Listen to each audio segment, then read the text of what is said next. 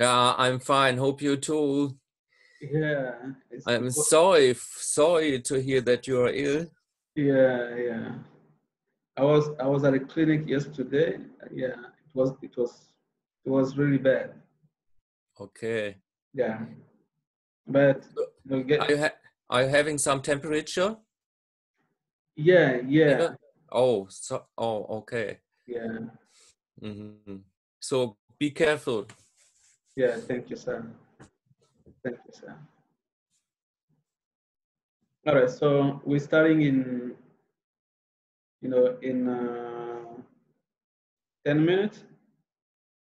So only the panelists you know, are allowed right now to get access to so that we can coordinate. Yeah. So I think I sent already the plan to you to notify that you know the order of passage.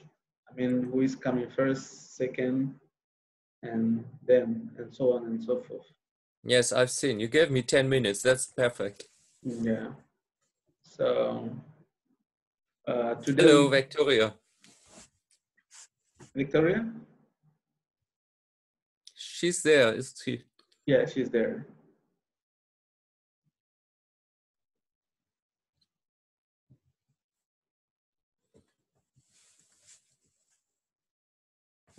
Okay, I turn off my microphone, maybe. Your microphone. Yes. So I turn off my microphone so that only the person that is talking will be heard. Yeah, but I think you are not in a noisy place, so it's fine. It's okay. Okay. Yeah, Thank it's you. okay. Because sometimes when the person is in a place where we have background noise, it's Yes, I have no children. That's why. yeah. Hello, Yusuf. Yusuf, Hello, yeah. hello again. How are you? I'm fine. Weather is raining. It's raining here, so everybody is glad that we have water here. Yeah. Oh, great. Okay. The nature needs the water. Yeah, the nature used to watch on us. But Kone,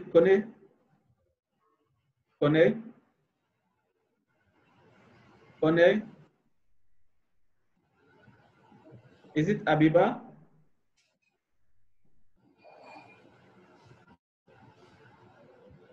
Oh,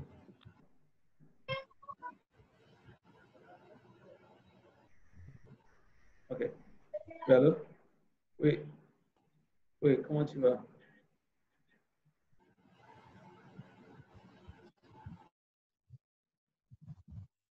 Toi, c'est à partir de ton ordinateur ou bien ton téléphone?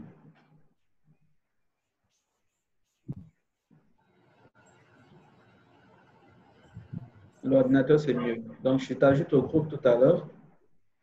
Et puis, non, tu n'as pas, si c'est sur l'ordinateur, tu n'as pas besoin de télécharger. Je t'envoie ça tout à l'heure. Je t'envoie.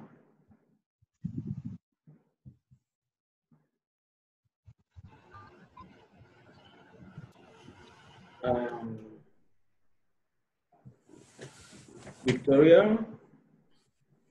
OK.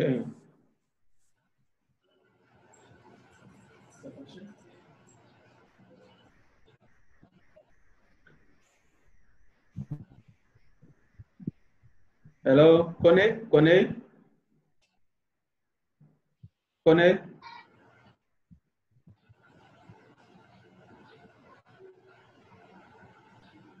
Okay.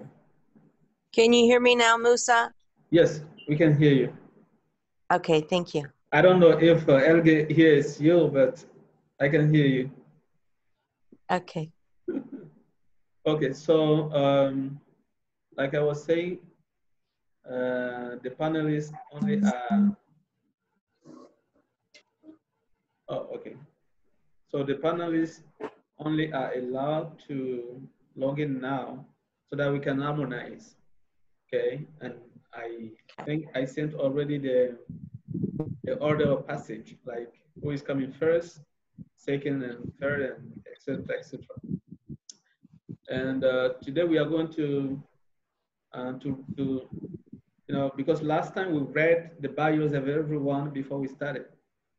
Okay, we'll read the bio only when the person will start, the presentation. And that means what? That the first person to present, we are going to read the bio of that person, and the person will make, his or her presentation. And then after, we come with the bio of the second person, and the person will, make his or her presentation. Because the first time we read all the bios before, all the panelists, engaged in. So today is going to be a little bit different because we have more panelists than the first time. And reading all the bios, people can forget before the person starts. Yeah. So this is That's perfect. That's less confusing, so you can have an image of the person who is talking. Definitely. Hi, Helge.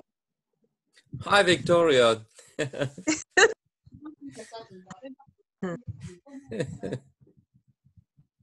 It's a beautiful morning here today, Yes. Mr. Cohen. Yeah. Shani. How are you, Shani? I'm doing well, thank you. How are you? Yeah. Oh, hello. Hello, how are you, Helgi? Good to see you Hello, again. Hi, Shani. Victoria. Well, thank you very much. Yeah. Yeah. I'm getting much better now. Hi, Shani. Victoria, how are you? Doing very well, thank you. Good, good. Yeah. Perfect. So, like I was saying, just before the connection of Shani. Oh, Shani is back.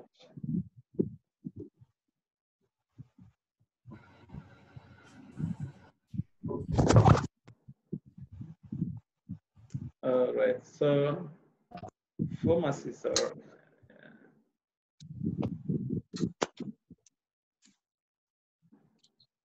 Yusuf. Yes. So we started in 5 minutes. Okay. I was saying that today is going to be a little bit different because we are going to read the bios,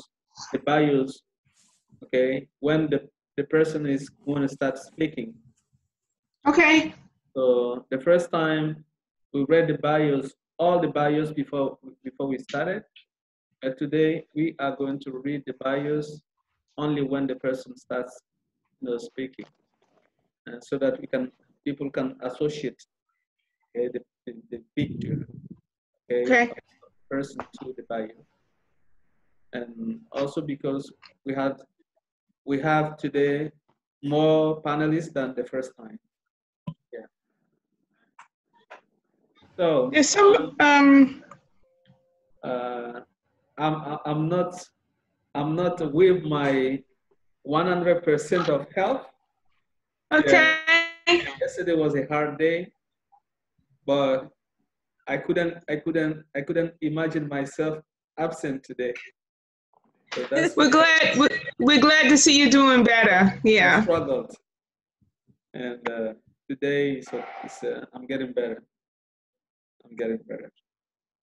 We are used to malaria here, so Yeah, but that doesn't make it easier. Yeah. Yeah. Yeah. Johnny, we are not I think Fatu is trying to get into the meeting. Fatu, you can't. Can you hear me? So, you hear me? like I said, Musa, I will be coordinating all this with, like last time, with Abiba Kone. She's the one who is going to read the bios when the presenter starts his presentation. So Abiba, Yes, Abiba, is your microphone okay? yes. Can you hear We me? can hear you. Musa, can you hear me? It's okay, right? We can hear also Shani. Okay, Can you Fatu hear me? sent a, yes, I can hear you. Fatu sent a Can you hear message. me? Can you speak? Yes, I can hear you.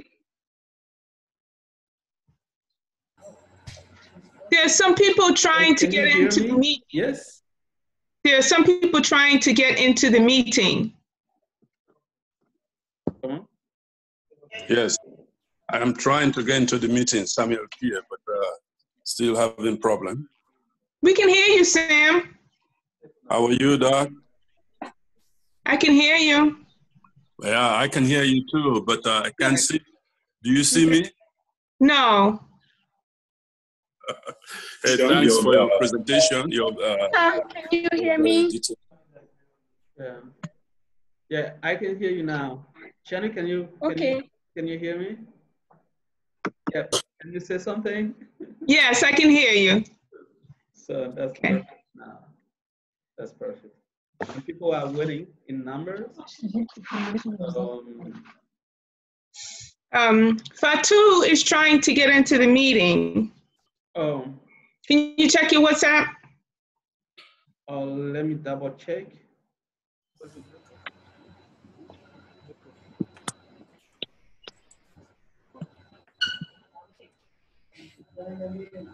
Mr. Connor, could you get me on the Zoom also? My picture, I see you, I see Yusuf. Yeah, Coach, we can see you. We can hear you. Oh, okay.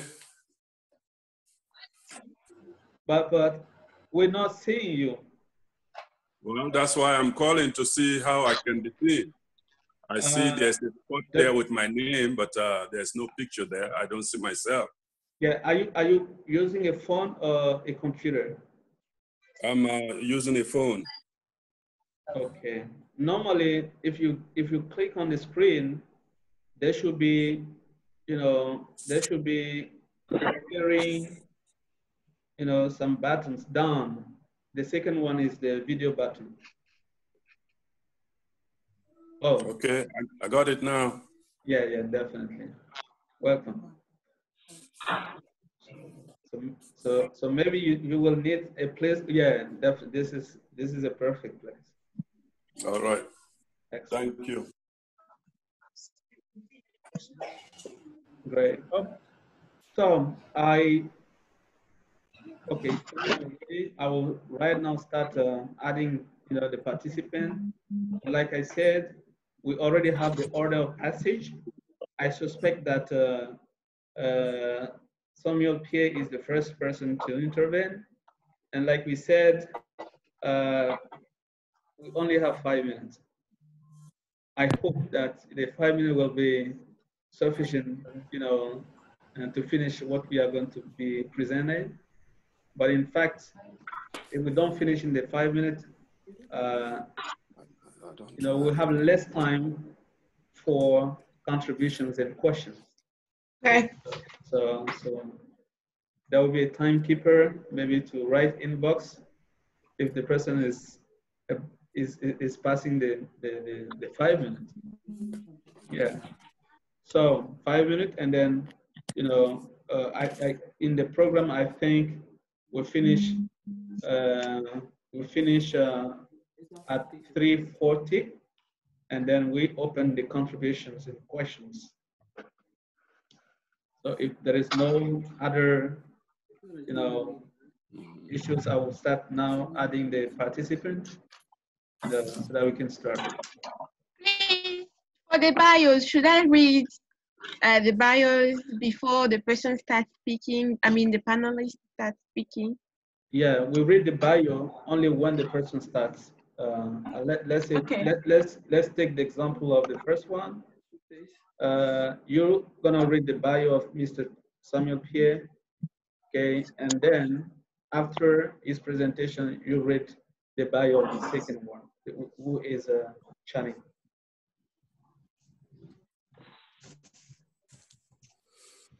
Do you get it? Do you Okay. get it, Abiba? Yes. Excellent. All right, so let's start adding the participants. Like I said, there should be an after COVID-19, because I think there is a real excitement from people from everywhere, from everywhere in the globe. So I think we should give the opportunity to our network to survive. Okay, and that will be very important. Like I said, we can be talking about global issues, and in a strong connection, with one another. So,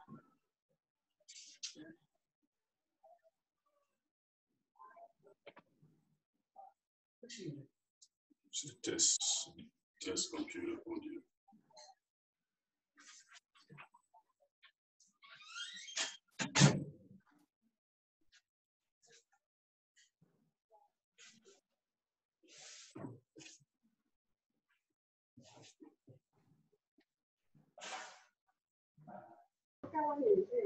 good afternoon, Thomas. Good morning. Good morning. It's 5 a.m. here. Oh, my goodness.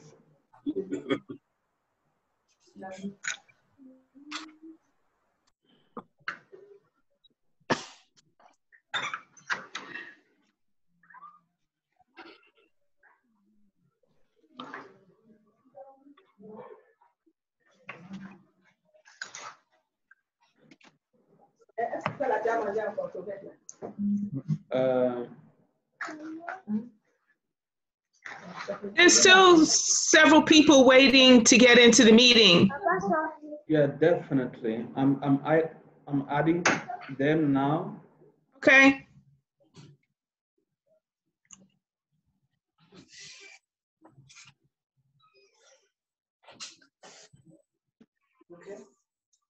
Well.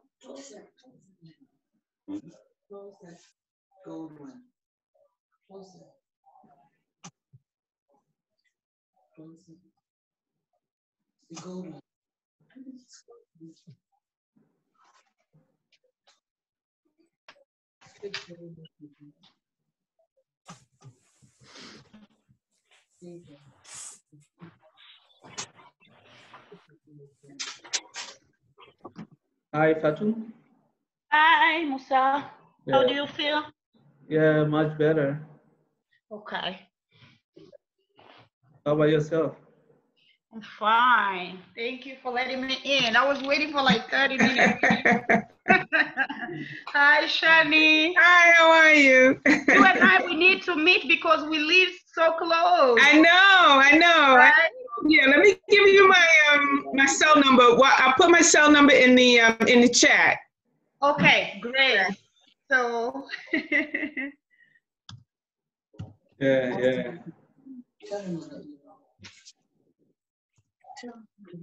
So maybe Okay. we can start.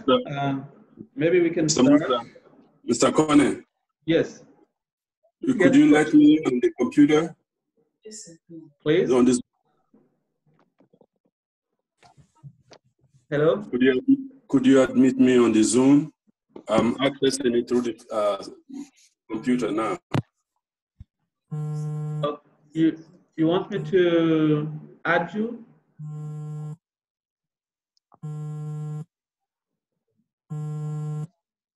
I'm trying to do that. Okay. So maybe we are going to start, because time is going on, and then we'll be adding people progressively. So as we all know, the topic of today is the ongoing effect of the COVID-19. And the first topic we discussed last time was bringing a collective answer. Bringing a collective answer to COVID-19.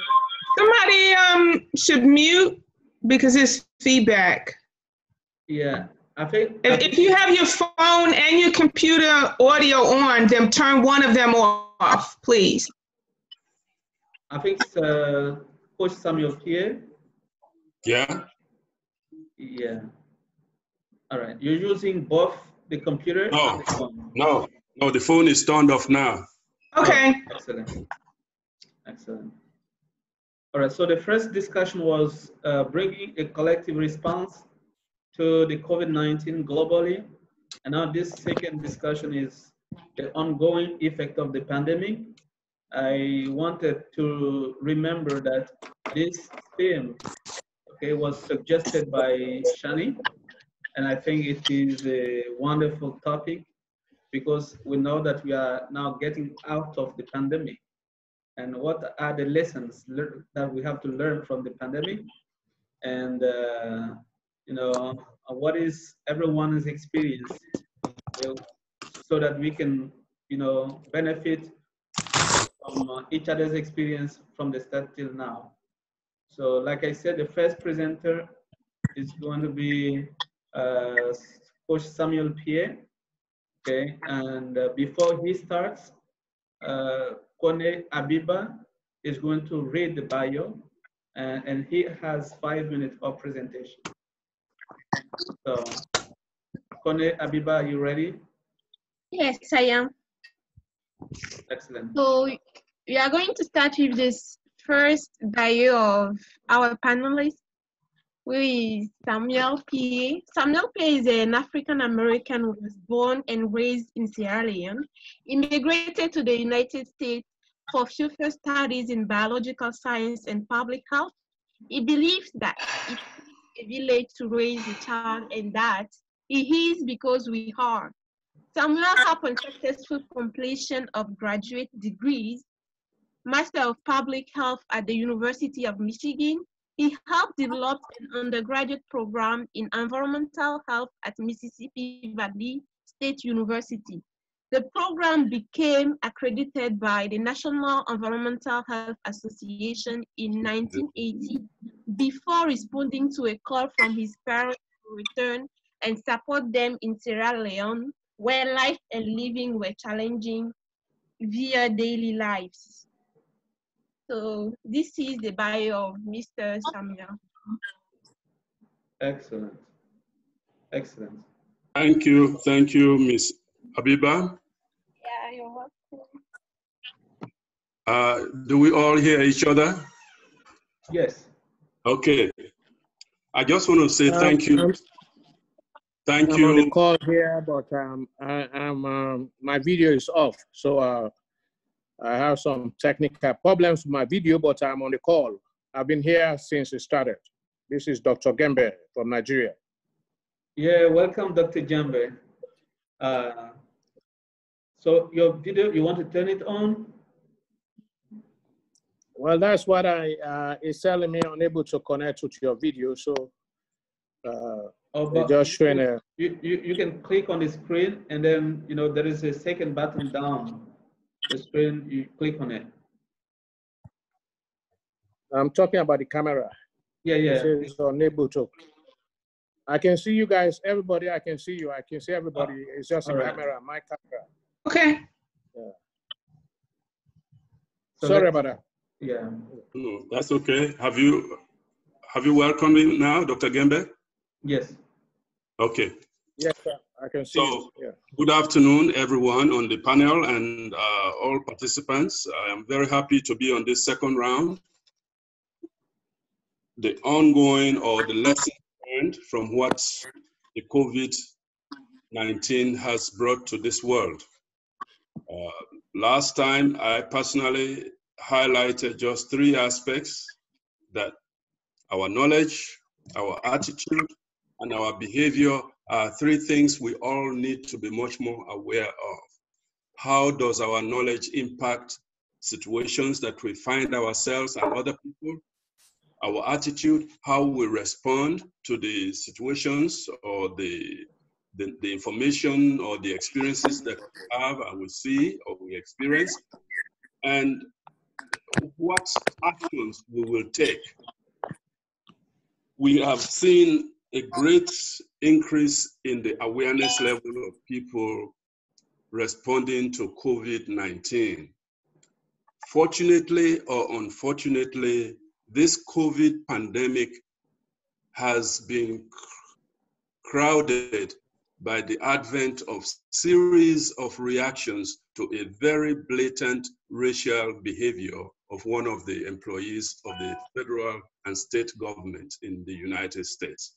We have seen reactions throughout the country, overseas, and even in Africa, we've had few demonstrations at the American Embassy, just expressing dissatisfaction and injustice that is blatantly displayed, directly affecting people of African descent. We cannot really distinguish the relationship between the COVID epidemic and the blatant killing of a human being. These are two glaring outbursts which I feel we as a people concerned about responding to the COVID-19 must also take into consideration the impact of injustice or racism, as some people call it. Personally, again, I want to reemphasize the fact that if we really want to address the COVID-19 crisis or impact, we should look at building functional and culturally sensitive institutions. If we don't take those aspects into consideration, our efforts will be very fruitless. So let us really highlight what institutions are we going to build that are functional, that are culturally sensitive to our daily lives as individuals and as human beings in the global community. We should also emphasize equity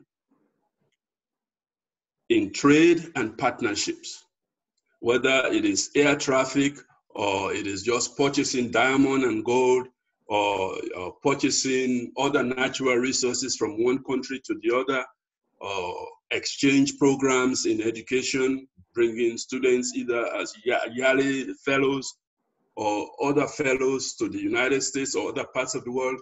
We should really look at how much equity is highlighted in those exchanges.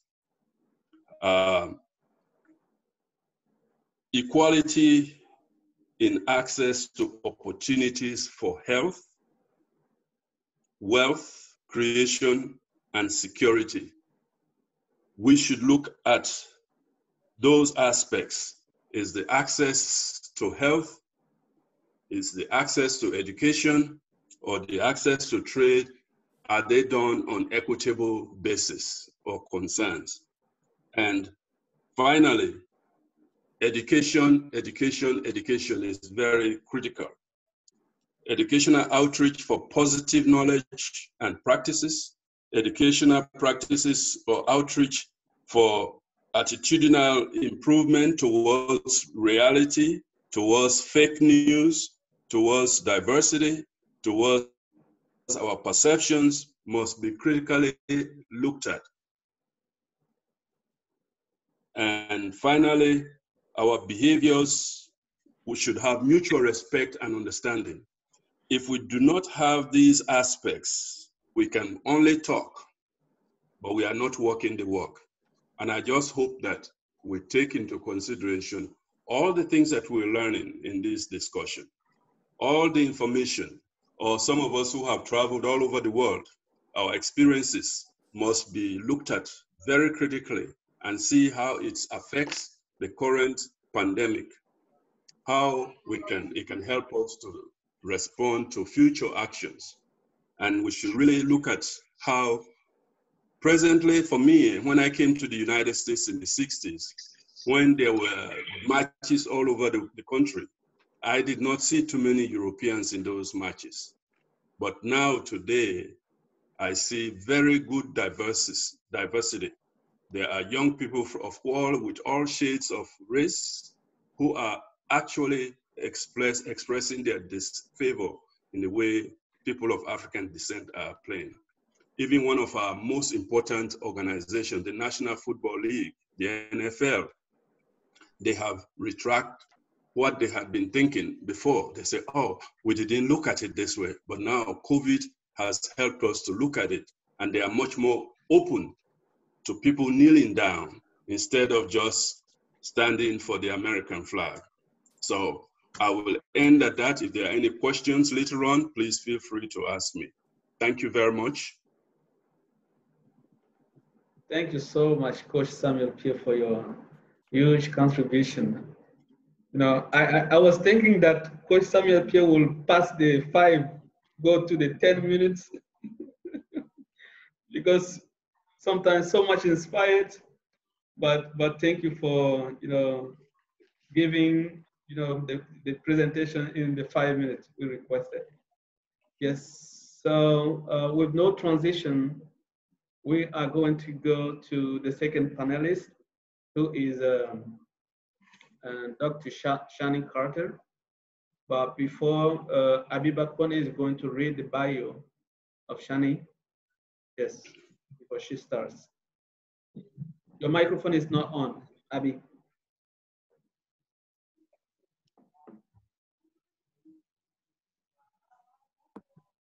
So now we are going with our shining panelist called Dr. Shani Carter. Carter is a professor of business and a director of accreditation and has been at Wanga College since fall 2015.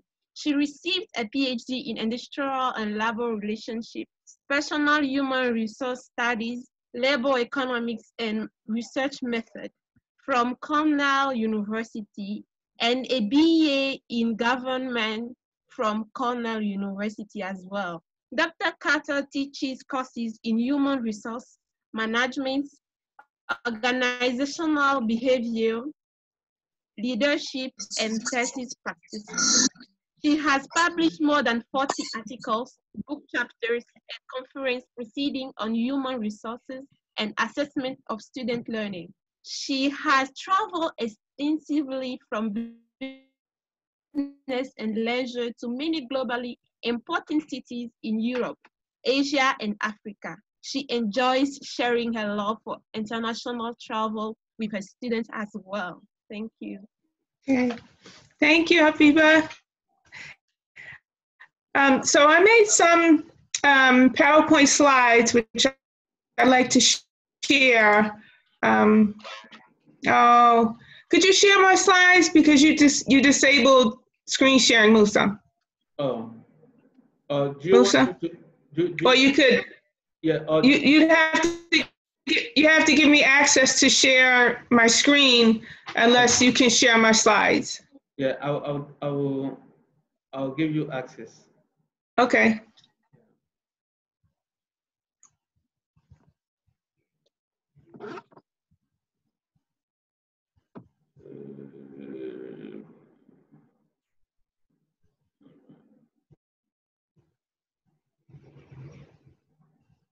Okay.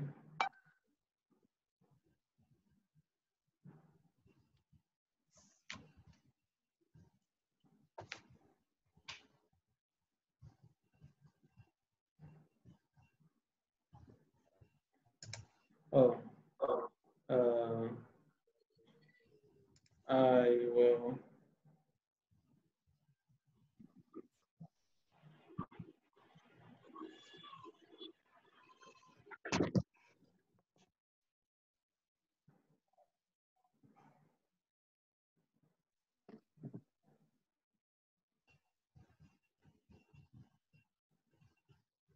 Someone said you should make me a co-host. Okay. Yeah.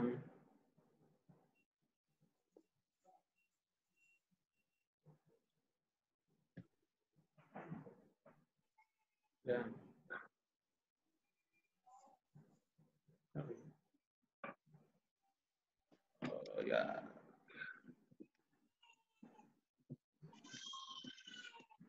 Okay. Comment je vais faire?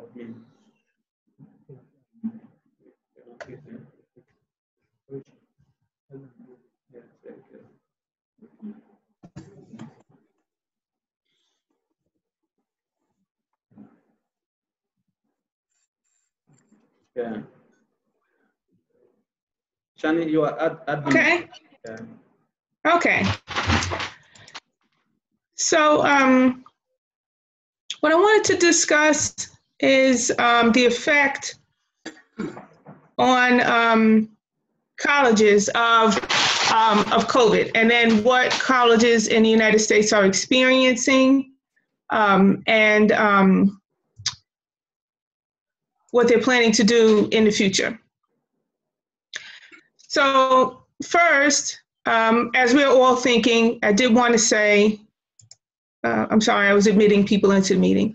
I did want to say that we should always keep in mind our beloved brother, George Floyd, and everyone else who has been subjected to police brutality, government-sanctioned murder, and so forth in the United States and around the world. His name just happens to be the one that is on everyone's lips right now, but we are all suffering here and around the world. The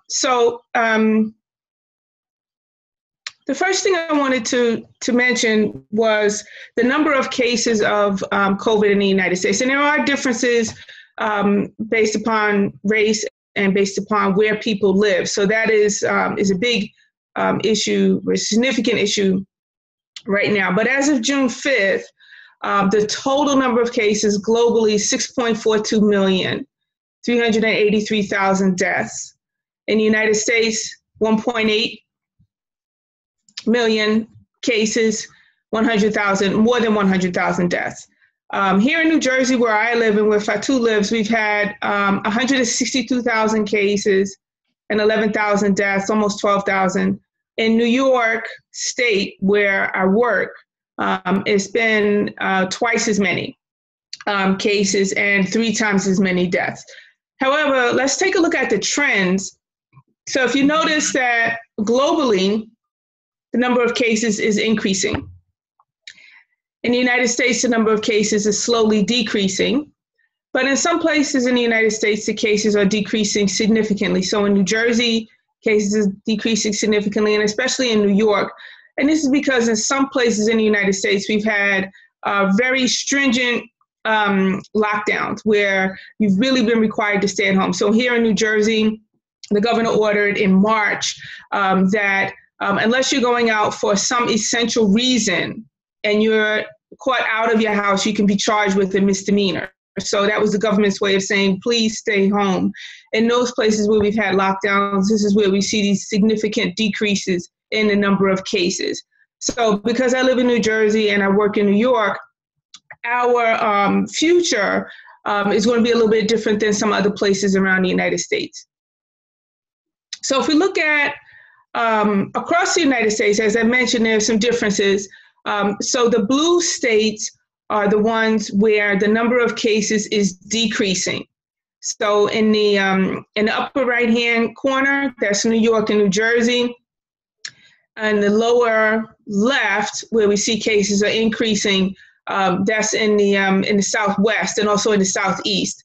And those are the places where there have not been really stringent lockdowns. So you can see that lockdown really does have a big effect. So when we talk about what is my college going to do in the future, it's very different than what's going to happen in Texas. Okay, so currently, colleges have significantly limited access to the physical campus. They really don't want anybody on campus unless there are essential personnel, meaning security, physical plant, and so forth. Teaching has moved to completely online, as we mentioned in the last conference. And unfortunately, many colleges have furloughed or laid off support staff. So the most vulnerable employees, the food service employees, bookstore employees, cleaning employees, these are the people who are making close to the minimum wage, may not have very much benefit. So they're really just living paycheck to paycheck. And a lot of times these are Black and Hispanic people. And so they're being hit twice by the COVID. So there's more sickness in the community, and there's also now more unemployment. So budgetary issues for colleges. A lot of colleges are facing significant budget problems because of the COVID, because of the lockdown. So a lot of money had to be given back to students for dining and dormitory refunds. And that was a significant budget hit. Now you might say, well, they didn't have to pay for the food, and that's true, but you were still expecting to keep that revenue from the dorms. So that's a problem. Also, we're worried about tuition going forward. Are we going to have enough students paying tuition so that we can pay the bills? Many first-year students, their parents want them to stay closer to home, so we're a little worried about that. So things that colleges have done is that they've decreased sports. So a lot of sports programs have been cut. Now you might say, well, that's not a big deal, but it's important for students' social lives and for their interpersonal development to have the sports. Some academic programs have been cut. Some departments have been cut. Some staff members have been cut, and part-time faculty have been cut. So people who are what we call adjuncts, a lot of those positions have been eliminated. And also graduate students, oftentimes graduate students who are working on a master's or PhD don't pay tuition. So they go to school for free. And those in some cases, schools are not admitting more graduates. So that's going to have impact for the future. But it's not all dire. So as you saw, there are plenty of places in the United States where things are looking up. And so if we look at, of 890 colleges that were surveyed by the Chronicle of Higher Education, 68% are planning on in-person classes in the fall. So that's good. And then the rest are going to do sort of a mixture of those. So let's spend some time looking at what do schools need to do in order to make sure that if they have in-person classes, that it's going to be healthy. So here's something from the Center for Disease Control in the United States about social distancing. And we probably all know this, right? Stay 6 feet apart, cover your cough, wear a mask, wash your hands repeatedly. But let's think about social distancing in colleges. So if you're going to have people come back to a college campus, then what do you need to do? So what some schools are thinking is changing the exits to in and out only. I know in my township in Woodbridge in New Jersey, we have really strict requirements for going into stores. So there's only in and out. And then for aisles in the stores, they're one way. So you can't go two ways in an aisle in a store. And not every place in New Jersey is that strict. But that's something that you could do. We can have plexiglass barriers like we have in the stores between customers and cashiers now. And then a big one is more space between students in the classroom, which means fewer numbers of students in the classroom, which then affects tuition revenue. So access to physical campus in September. Faculty and students, things you need to think about, dormitories, what happens with food service, what happens with athletics. The football players are returning to campus now. They always go back in the summer. And that is really a high contact sport, of course. And so that's going to be a pretty high bar for what they need to do with the football players. On my campus, we have more than 100 football players. They just have, it's just a mass of them. So residential colleges, like my school is a residential college, meaning that almost all of the students live on campus. We have a little more control over contact because we can restrict students leaving and coming to campus and restrict visitors and so forth. So we have a little more control over illness. Commuter colleges or part-time colleges, it's going to be really difficult for them. So they'll probably remain online and not in person in the fall because there's just too much of people coming in and out and you don't know who might be a super spreader. Okay, so guidelines for opening. What are specific things that we have to do? Test the students. It's been recommended to test every student before they come back to campus, and then again 2 weeks later, and then maybe intermittently. Of course, that's going to be expensive, but that keeps everybody safe. Requiring masks of everybody, frequent hand washing, restricting off-campus travel, those sorts of things.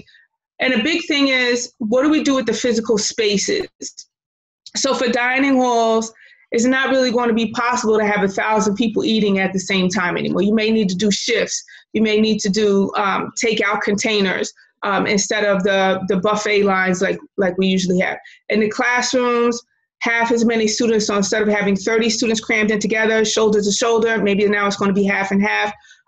You could have the class offered partially in person and partially online, so half of the students stay in the dorm. half in the classroom, and then the next class day they swap.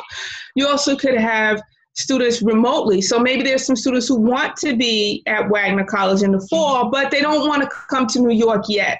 So we can have online learning communities or have ways for students to keep in touch that way. The CDC does have specific guidelines for colleges. This page here is just taken verbatim from the CDC's website, which I put here. There's a lot more recommendation than what's on this page, but I just want to give you an idea that there's specific things that you should do, a little bit more from the CDC about communal spaces. And these guidelines are not just, you know, for the US, they could be used anywhere around the world for any kind of business. So the CDC has lots of specific guidelines and things that you need to do. Another thing very important is that you really want to have participative decision-making about these changes. So it shouldn't just be a few people at the top of the company saying, this is what we're going to do. You need to have people at the bottom of the company. You need to have the students involved also, because the students are the ones who know what it's like to live in the dorms and what it's like to be on that team and what it's like to be in that club. So you do want to get some input from the students. Let's see. Yeah. So let me see. This thing's popping up on my screen because I'm now the host. Pardon me. All right. So we do know that a lot of students prefer in-person experiences. They've been saying they want to go back to school. They want to be on campus. They want that experience of being in college. So that means that we need to do a lot more testing now and a lot more lockdowns now to really flatten the curve so that it would be safer for students to come back. For budgetary issues, a lot of schools are offering tuition discounts because it's better to get 75% of revenue from a student than zero revenue from a student who's not there. So sometimes you have to offer that financial incentive to get people to come back. So that's what I had. I did put 2 pages of references, and I'm going to send these slides out to everyone. Okay, so that's what I have. Thank you. I think I went more than 5 minutes. I apologize. Musa, you're muted. Musa, you're muted. Doesn't know. I'm sorry. Yeah. Okay. So thank you for this brilliant presentation, and we'll definitely, with no transition, go to the second one, and the second. I think the second is Elge. The third one. Sorry, the third. So before Elger starts, we'll give the opportunity to Abiba Kone to read the bio, and then the topic is going to discuss, to present. Sorry, Abiba, yeah. Yes, with the third panelist, you have Elgen Stenzel. He was born in 1964. He's Christian and married with no children. In 1984, he refused to go to military and did civil service instead. His first profession was a printer, and later he spent about 10 years in working as tutor and programmer for newspaper digital equipment, IT services. In 2007, he gave up his job to study again and became a teacher. Today, he does tutoring and teach people who have special conditions in their social environment. So this is all about Mr. Stephen. Excellent. So, Mr. Elge, you have the floor. Okay, thank you very much, Abiba. Yeah, what was going through my head after our last debate was, first of all, I had 3 points I want to talk about.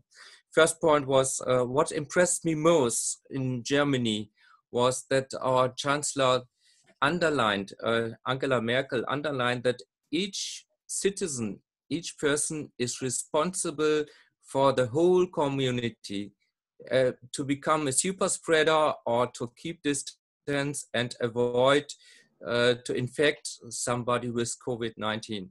And this impressed me very much because everyone did accept her, because she said it is anybody can count on you personally. And I think this is what counts really much, that before I ask another person for faults, I have to see myself. And this worked. This worked much more than closing shops and closing schools. This worked very well. And finally, scientists found out that the closing schools, closing shops, closing everything did have an effect, but it did have an effect on the awareness, and that something has to be changed. And then the people had to change their own behavior, and this worked really well in Germany. This was my first point I wanted to talk about. The second point I was talking last time about that we are reopening schools, and we are not the only country that who reopened schools again. And what we did is very similar to New Jersey, like Shani described. Pupils are going to school, they have errors where they can go, and they have to keep distance. We say 1.5 meter to 2 meter. We don't talk about feet here in Germany or Europe. And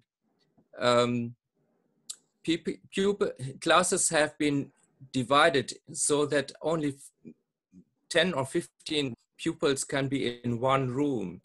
So every pupil can is only going to school once or twice a week, and not every day.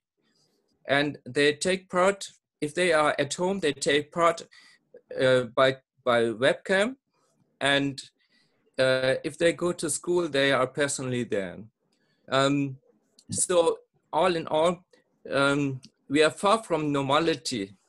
We are far from a normal situation in school still. And the first 2 weeks, only those pupils have been invited to school who have their final tests, because they have very urgent reason to go to school and try to make their testing their final. And then later the pupils have been invited who are from lower classes and so on. What was concerning me most was that the little children, being 6 or 7 years old, and have been very scary. I have had small children in tutoring, and I detected that they are very scary, because these little children, they have no idea what is going on. They see people hiding their faces with masks, and they don't understand where the danger is coming from and how they are protected. And what I miss really very much is the cheering and laughing children on the playgrounds. So we are still far from a normal situation. So in the first week, about 60 schools in Germany were closed again from the first week again, because they detected some COVID-19 tests. And also single classes were closed. And this situation is still going on. For example, tomorrow we were planning a service in church. I was invited to go to church, and just 1 hour ago, I got the message the church service will not happen because only one person was tested, and the result of COVID is not already checked. So we have to keep distance, and we have to give up this service now. So again, we will see on TV and so on what's going on there. Yeah, so the effect of returning to normality and opening schools is indistinct. We don't know how this will go on, and nobody knows really how the situation will go on. But we try our best, and we still feel in a safe situation. Okay, this is about the situation here in my region.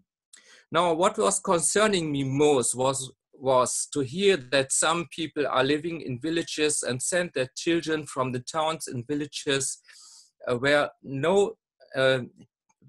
you have even no electricity, and of course you have no COVID-19 tests, no medical environment, and this was concerning me really much. And I thought, what can I do?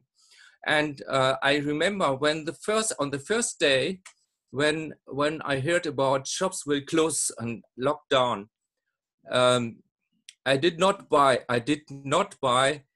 toilet paper like a lot of people, but I bought cat food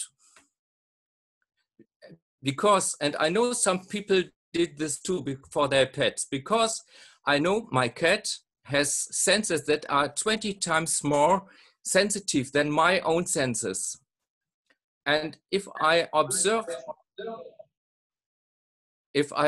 my cat, she can give me a warning if something goes wrong.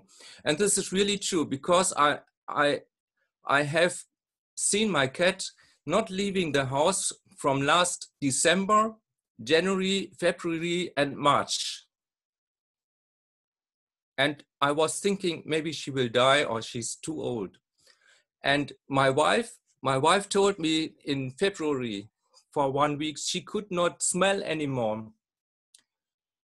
And she said, I'm getting old, I can't smell anymore. But this was long before anybody was talking about COVID-19, just as a fable far from China. So when I heard something is going on, shops are locked down, I was remembering my cat had her senses far forward to the doctors, because she could smell something's going on. She could smell in nature, the mice are eating things that are smelling bad, or the cats around are smelling something, or if they have no smell, cats can be infected by COVID-19. So if the cat or the neighbor's cat can smell, and my cat is watching her, tapping around like she is blind because she can't smell anymore, because her sense is 20 times more sensitive than a human one, then the cat detects something is going on there and there's a danger, and she stays home. So I think if we have a doctor there, and the doctor has the environment to test COVID-19, this is a dedicated test, and if the doctor says yes or no, I will prefer to follow the doctor, of course, anytime.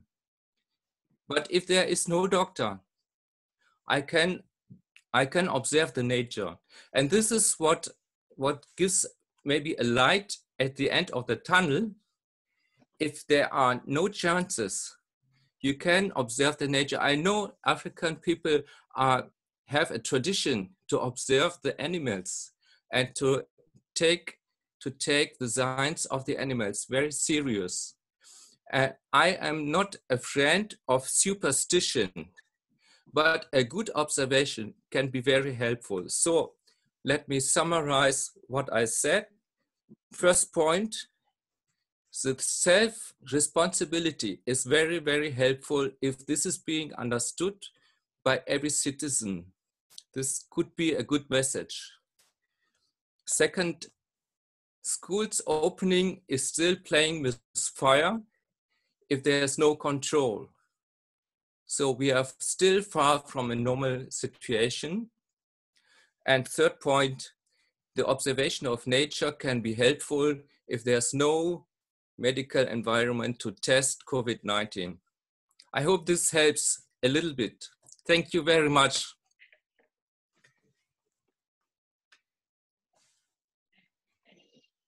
Are there any questions?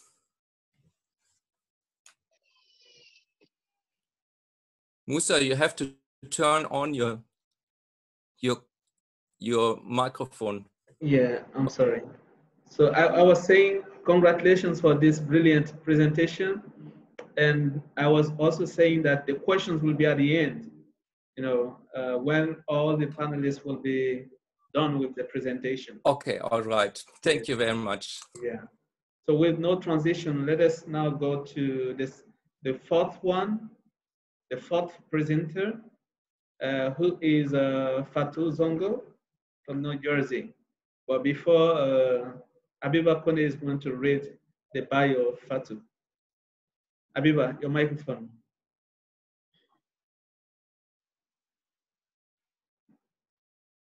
Your microphone is not on.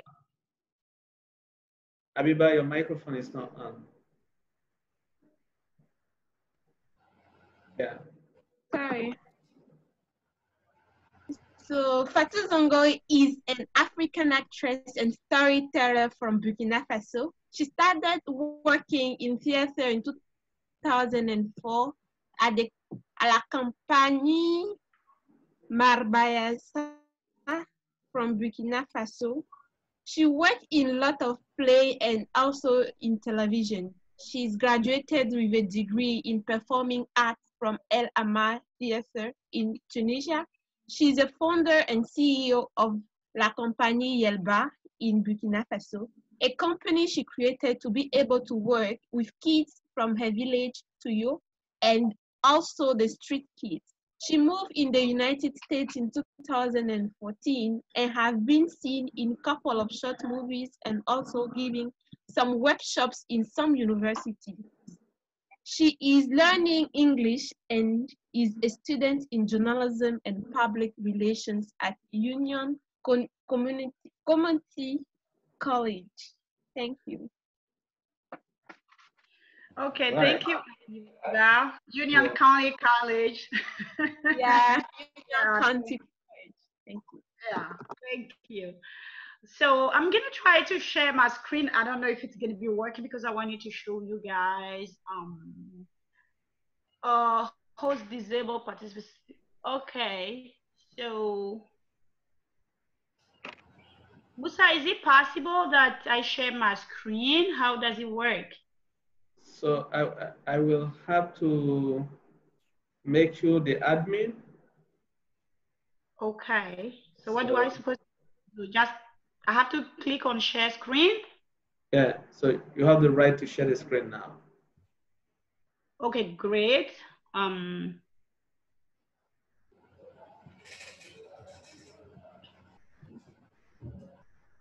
So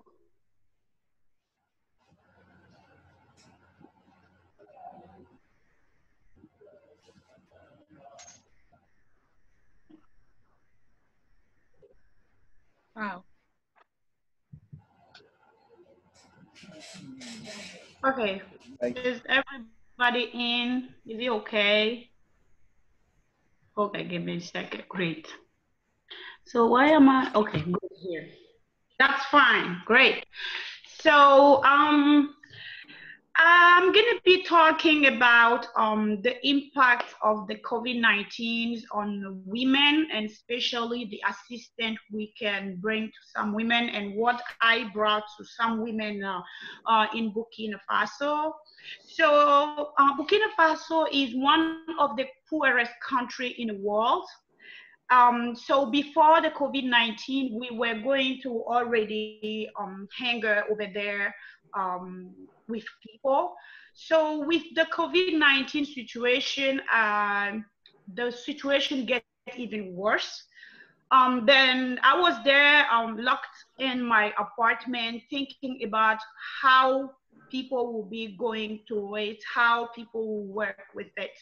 And as a daughter of a farmers in Cote d'Ivoire, like Ivory Coast. I was living there with my mother that was supposed, she was like working in a farm with my dad and working and selling goods in the market as well to support my dad for our scholarships and all of utilities we were in need. I sat and I think I sat on it and I was like, how women like my mother will do with the COVID-19, how women like my mother will be able to help help kids and everything. Then I used my social media because as an artist, I have a lot of followers, a lot of people was hearing my voice. I was like, okay, let's use that voice to have a little impact in this situation. I started to do some lives. Um, first of all, like talking about how to avoid, this disease and everything. And I figured out that I was speaking in French, and most of my people, they don't even speak French. They didn't go to school. So I had to go to local languages, and I had to go through More or Jula or something like that in some lives to be able to touch a lot of people. But in the meantime, I was like, people, the reaction that was coming back is like, yes, it's good to say it, but we can't be locked in an apartment without food, and we have to have a life, and we live in community. And for people that lives in community, like COVID-19 will be the worst thing ever because it's going to be for one person and you have the entire family be infected by the COVID-19. So I sat on it and I decided to create a fundraise. And I went to like GoFundMe. I created a GoFundMe and I started to raise money. And even I knew it was very tough for everyone. I tried it. So I started and we started to raise little by little. And I was thinking, how can I make it possible? Me living in New Jersey here in the United States, trying to help women living in Burkina Faso back over there. I needed to do something. I went back on my social media. I talked about it one Saturday. I have some women that was like volunteering. They wanted to participate. So I put like a kind of group, a smaller group of WhatsApp for 5 women, 1 in France, 3 in Burkina Faso, and I. So together we started to talk about it, and I raised a fund, and I sent the money back there, and they got the food. They got some food for those women. So how to give it to everybody? A lot of people were doing donation, and my main goal was to touch women because for me, education again is education a nation. As I grew up, when you help a woman, you are sure that that help will go to all the family because a woman would never eat without her child or without her husband. And I felt like those targets will be the great one to be used. So we went there and we figured out like in the center of Ouagadougou, you have women that are stone breakers. Okay, you will tell me what that means and what it is. So I'm gonna go here. As you can see, if you all can see on my screen, you see this site. So this site is in the middle of Ouagadougou. And you have those women you see walking, they're out like transporting stones on their head. And that's how they go and break it. And every single day, those women will make like $1 or $2. That's all they get to bring home, to get food, and to support the family. So I was like with the team saying that this will be like the greatest target for us to be our beneficiary for the fund we made. So first we get like around $800. So I sent it back. We were able to go for almost 30 kits. And in each kit, we were giving 25 kilograms of rice, 25 kilograms of corn flour, 5 liters of oils, a bottle of like 1 kilogram of peanut butter, and also a tomato paste. So for us, it was not just to giving something. We wanted to give something for people and tell them to stay home at least for 2 weeks, without like being, without food, and to be able to be there at home, because you can't just ask them to stay home when you don't help them stay home. So that was our way to help them stay home. And as you can go through my screen, you will see this lady here that you can see my mouse on it. She is a well-known actress from Burkina Faso. And she was the lead back home there to give those food. As you can see those women here, there is no social distancing working for them. So the way they will spread this, the coronavirus spread will be like nonsense. We couldn't even explain it. And people wasn't listening. So it was our way to bring something. That's what we went through. So here it is. And we were able to give, at the first time, 30 kits of those foods. And we reached for 30 family, almost 500 or 600 people. That's how we were able to support those for the first staff. So I'm keep doing it, because here you can see everything we got, every items, and this is like one of our beneficiary, what she got, and this can support her for more than 2 weeks. So this was able, and we followed up and we figured out all our beneficiaries. They didn't go back to the site. They stayed home for at least a couple days when the COVID was like spread it off there. We are still working on it. I'm still raising the money. We're gonna do a second time donation, and I'm gonna be sharing a link, if you guys, with your permission, maybe on our groups and WhatsApp for those that wanted to contribute on it. So this is what I was able to do. And also questions comes up when I started to do it, and I was like, we can't just keep doing and giving things. What would we bring to those women to make them be independent and self-sufficient? So I'm still working on that. How we can go educate them to use our natural resources, and put it on the way they can work it out in case we have something like COVID, because COVID are in, but we don't know what is coming next. We don't know what is on the way coming. So how we can help those women, how we can educate those women, in case we are in the we have in those kind of situations back, to be able to protect themselves and protect others. Because this one we are already in, lucky as for us, a lot of people didn't get sick, but we don't know next. And that is the question that we have.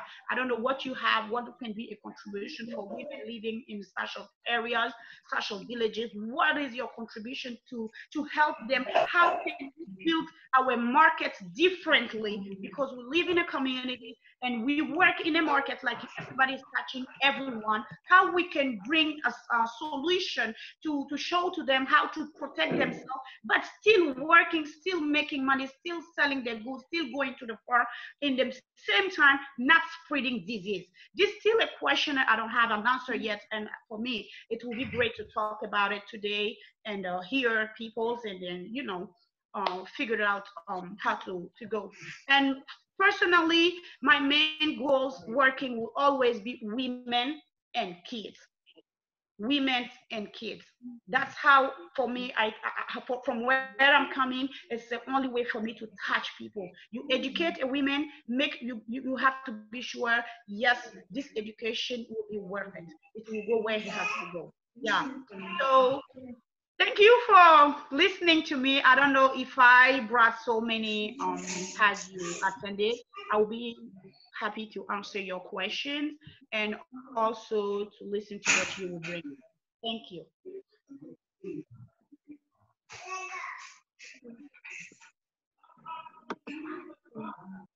Yeah, so congratulations, Fatu, for your presentation.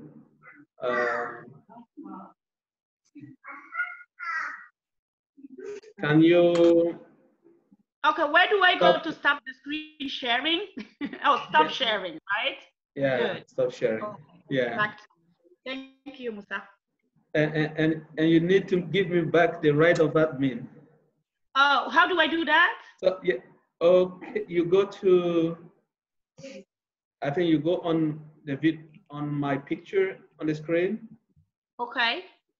You will see mute and then another button somewhere on the right.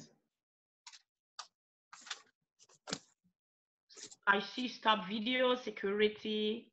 If you Fatou, on the if you click on the bottom where it says participants, yes, you'll see a list of participants. So if you click that, you see the list of names, and then if you in the list on the right hand side, click on Musa's name, and then one of the options will pop up to make him the host. Okay. Oh, hold on. Thank you, Shannon. You're welcome. This is like a okay, Musa, I'm seeing you. So I have to just click on mute? No. It says when you click on his name in the list on the right, you see the list of participants on the right-hand side? Yes. Click on his name, and then there's probably like a drop-down box or something, or an option that says to make him the host.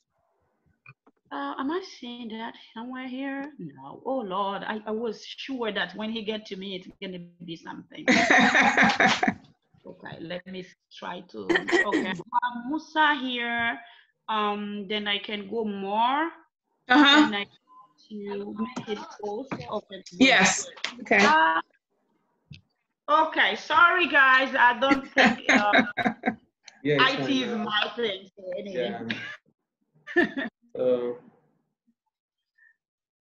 All right, so thank you, Fatou. No, Musa, for if your I may. brilliant. Yes. Someone is speaking. Yeah, this is Jamines. I just wanted to say that it's preferable, like when you have to pass somebody has to talk. It's better to make the person the co-host, so to avoid things like this in the future. Oh, so how do I do that? The main host, I'm not so the other person can be the co-host. Yeah, how do I do that? Yes, you just go like Dr. Shani was saying. You just go to the person's name, you click on more, then there's a possibility to make the person the co-host. Okay, I'll do that. So you still stay the main host. Okay. Okay, so I'll do that next time. All right, so thank you so much, Fatou, for your presentation. And you said you will be sending the link on the group? All right, thank you. So let's now go to the next presenter, who is Victoria. Is Victoria ready? So Abiba Kone is going to read the bio of Victoria before she starts. Okay. Victoria Lee is medical practice administration has been her forte as she brought more than 25 years of experience to my role as an executive practice administrator and chief operating officer. She has coordinated all phases of medical practice operations, including RCM, fiscal administration, contract negotiation, property management, human resources, public relations, and marketing.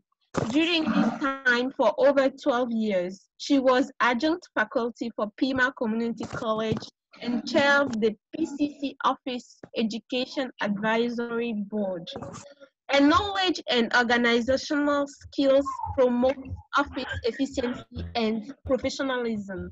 In July 2014, she took on a role as vice president as an international consultant, speaker, and educator working with Mr. Musa Kone in Ivory Coast, West Africa.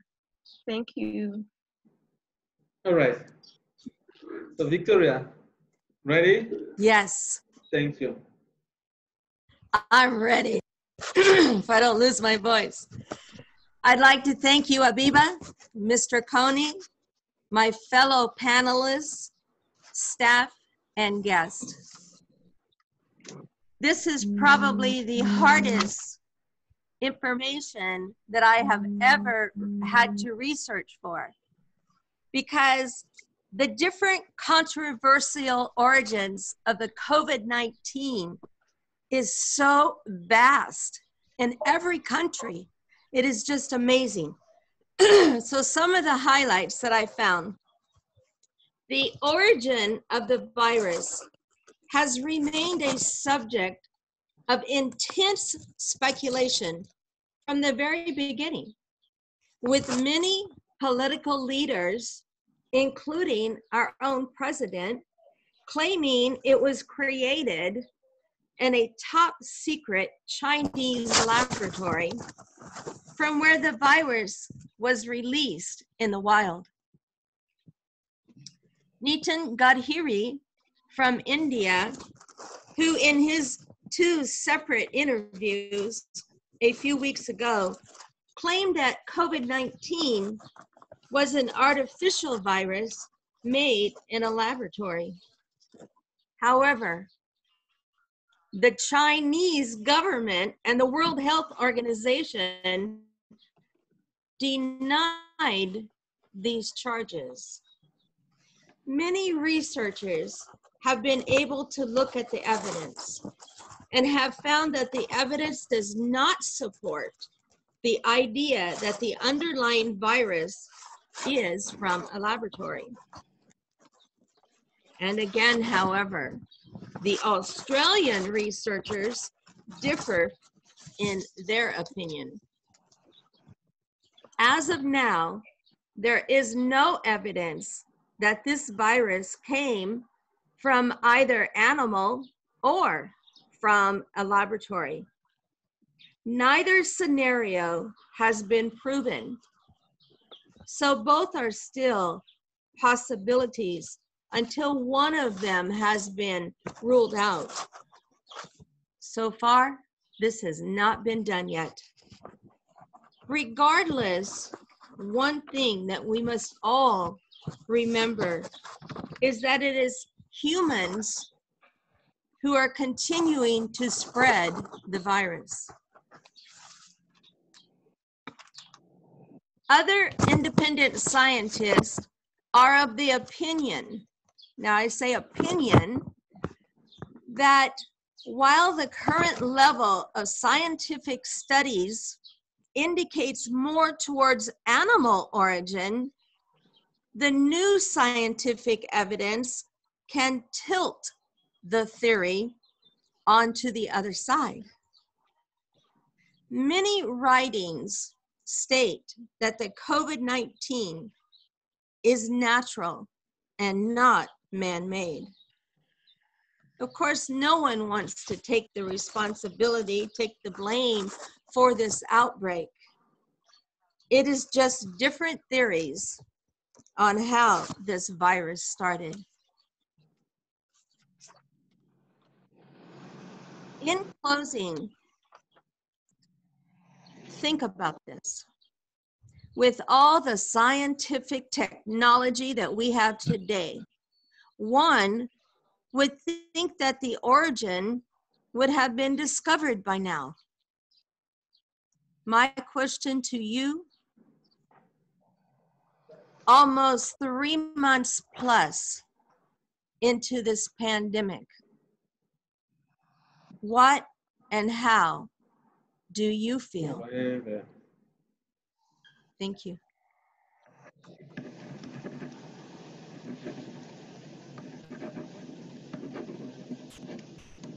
Crazy out there.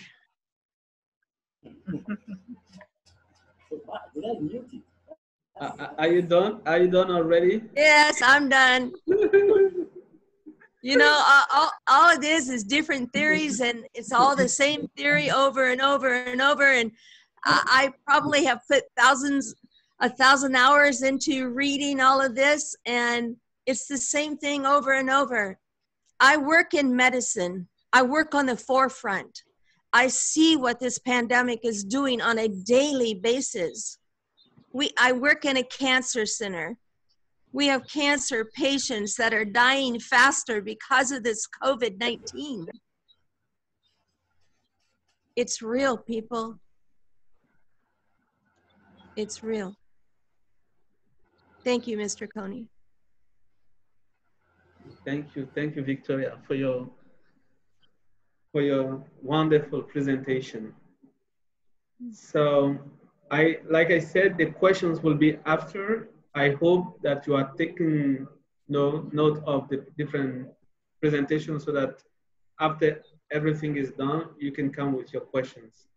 So we only have Miss Ellen Cullinan. No. So who is the last presenter? Abiba is going to read her bio, and then she will start. Ellen Cullen is from Ireland and works as a freelance educational consultant and has worked on diverse educational projects in teaching, linguistics, institutional mapping, teacher training, curriculum and material development, social inclusion and education in emergencies. Our portfolio includes projects such as European Union's Regional Development Fund as a senior cross-cultural trained and social inclusion expert, British Council in Cyprus. She has also been a team leader for the EU University Scholarship Assessment Project, British Council as well in Algeria. As senior teacher training with school inspector, trainer, and teachers. With Garment Education UK Limited, senior teacher trainer in Iraq and Lebanon. Marine Society of Sea Cadets consultant drafting tender document for English at sea tenders. Tbilisi, Georgia, needed analysis and teacher trainer. UNICEF Rwanda, lead consultant on the primary catch-up literacy and numeracy project. British Council in Côte d'Ivoire and Senegal. Lead on teacher toolkit development, English Connect, and she's the consultant on teacher PDC programs. Yeah, that's all about Alan. Thank you very much, Abiba. Mr. Musa, and hello everybody. Good evening here from Ireland. In wet, raining weather, freezing cold. Musa, can you help me to share the screen? My screen? Okay. So.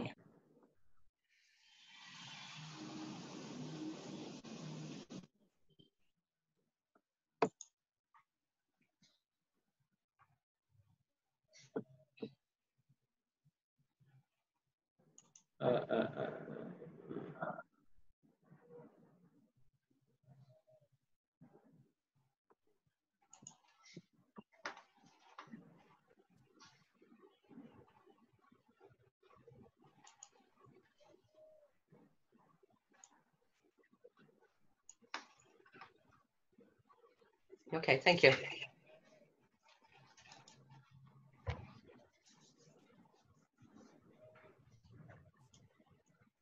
Okay, everybody, I hope, here we go. I'll try and keep this under the 10 minutes.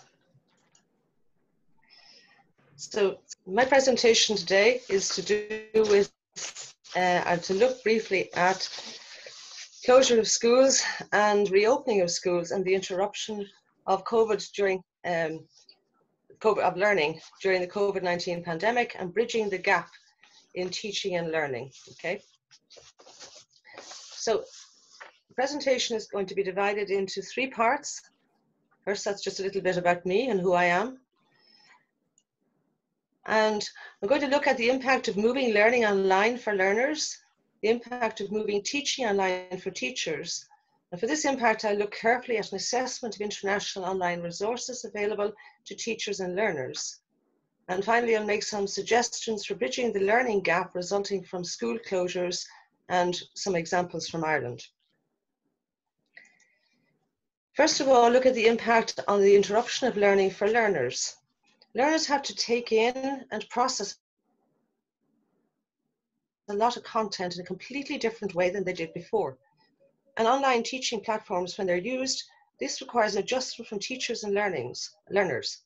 If you look at learners first, all of what they are trying to learn now is through a screen, either a computer or a TV screen. And many are unused to learning through this medium. Helen, Helen, I'm sorry. Are you sharing your screen? Yes. Did you want to share your screen? Because we don't see your screen. Okay, just a sec, sorry. Okay. Yeah, I did want, okay, hang on, sorry, thank you. Okay. Okay, perfect. Thank you very much, okay. It's better, okay. I'm not going to start all over again, you've heard all of this. So I'm just going to look at the impact of learners and how they're actually forced to stay on screens and to look at and learn content from screens. But the most important thing I want to talk a little bit about is the OECD. And I want to look at the fact that this is an organization made up of 37 countries around the world, some of which I have listed here, not all. And the OECD looked at a big question: how effective the online resources are in relation to the skills for learners. What skills are they learning and what skills are they missing? And the OECD published a report in May 2020, which was compiled with the assistance from Harvard University and the World Bank. And in this report, there was an analysis of curriculum resources focusing on learner skills development. The report examined 72 curricular online resources in English, Arabic, Dutch, Kiswahili, Swahili, French, Spanish, Hindi, German, Indonesian, Italian, Korean, Thai, and 2 other websites that are available in over 80 languages. They looked at learner cognitive skills, processing and cognitive strategies, and knowledge. Learner interpersonal skills, collaborative group skills, and leadership, and intra, that's the ones for looking inside you, your intrapersonal skills of intellectual openness, work ethic, and responsibility, and self-efficacy. Slightly alarmingly, of the 72 curricular online educational learning websites looked at, 60 of 72 contained some, but not all, of the cognitive skills. Only 30 contained or developed interpersonal skills of collaboration and group skills. And only 23 of those websites, or those online resources, developed intrapersonal skills of intellectual openness, work ethic, responsibility, and self-efficacy. The big difficulty for all of this is that at primary and secondary school level, interpersonal skills of collaborative group work and leadership skills development are vital in assisting learners to develop their cognitive skills through peer sharing and peer learning. The other aspect of online teaching and online learning was also researched by the OECD in 2018, where they looked at teacher preparedness for actually using IT in classes and with students. Nearly half of the teachers were not familiar with using ICT in teaching, and 25% of school principals, that's a quarter, reported a shortage or inadequacy of technology and equipment as a hindrance. 1 in 5 schools had insufficient internet access. This is from all of the 37 countries that are members. And only 2 out of 3 teachers felt they could support student learning through the use of digital technology. So where does this all leave us now in bridging the gap in teaching and learning during school closures, and more importantly, what will be the impact on students and teachers when schools reopen? Particularly primary school learners, okay, and I have particular interest in this. If primary school learners have a gap in their curricular learning, that can cause major motivational and educational problems for them when they return to mainstream school at a later date. And summer school camps are a way of providing children with catch-up opportunity. At primary level, instruction in these clubs is often based on accelerated learning principles, while at secondary level, teachers use cross-curricular integrated teaching with teachers planning collaboratively and imaginatively. In Ireland, where I'm from, yesterday, the Irish Taoiseach, the leader of the government, announced that such clubs for primary and secondary school children would be starting in July. And these clubs are being supported, and the teachers are being supported by our Ministry of Education. For teachers to be trained quickly in relation to using accelerated learning techniques and integrated cross-cultural teaching for secondary school teachers. These clubs are very effective in bridging the gaps in missed education opportunities. Just very quickly, and I know I'm watching time here, for non-COVID reasons, and I'm aware, Musa, and my colleagues in many African countries, many children, especially girls, drop out of primary school at a young age, and they do not return until maybe they're in their teens, and some never return. I worked on a project in 2017 in Rwanda with UNICEF, and the focus was on getting children back into mainstream primary education.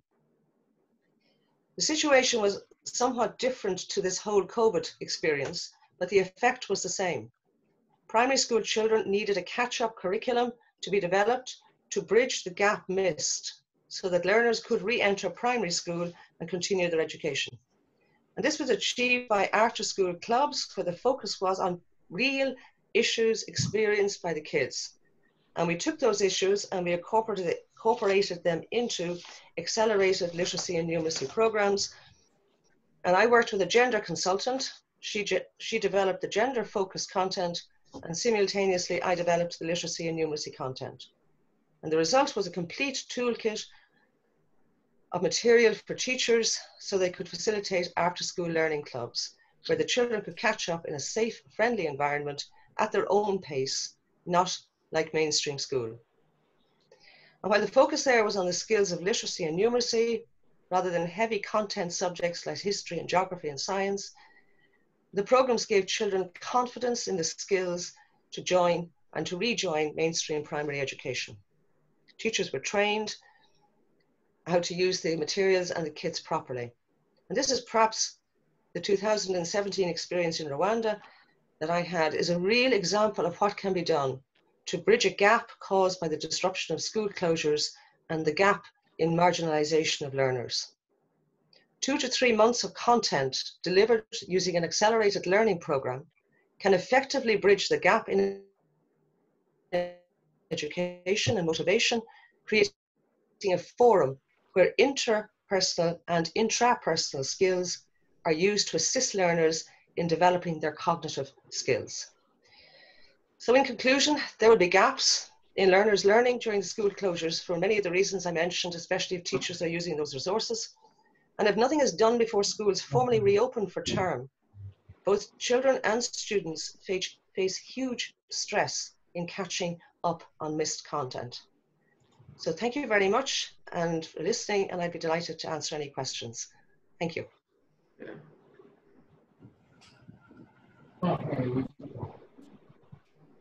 Good.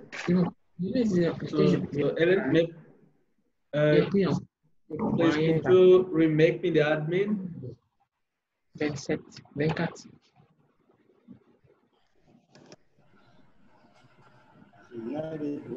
Because I was not able to make her the co-host. So, all right, so thank you so much for your presentation, Ellen. And as we said, after the presentation, so it is the time for questions and contribution. So we have been all listening carefully, and we might have some questions to ask to the different panelists. So in case you have a question and to ask to one of the panelists, you can proceed right now. Or if you have a contribution, okay, if you want to share your experience, say something about the effect of the COVID-19 in your country. Yes, you have the floor. You just raise your hand. I think there is a way on the screen that can permit us to do that. But anyway, if you can see this, you just have to do like this, and then we'll pick you.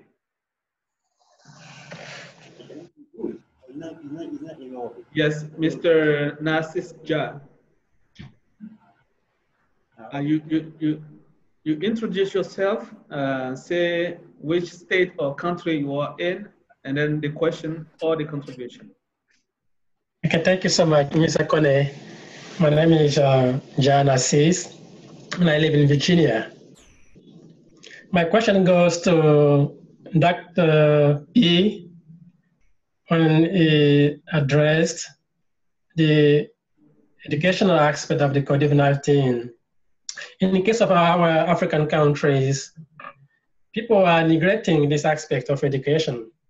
So what can he propose to resolve that issue?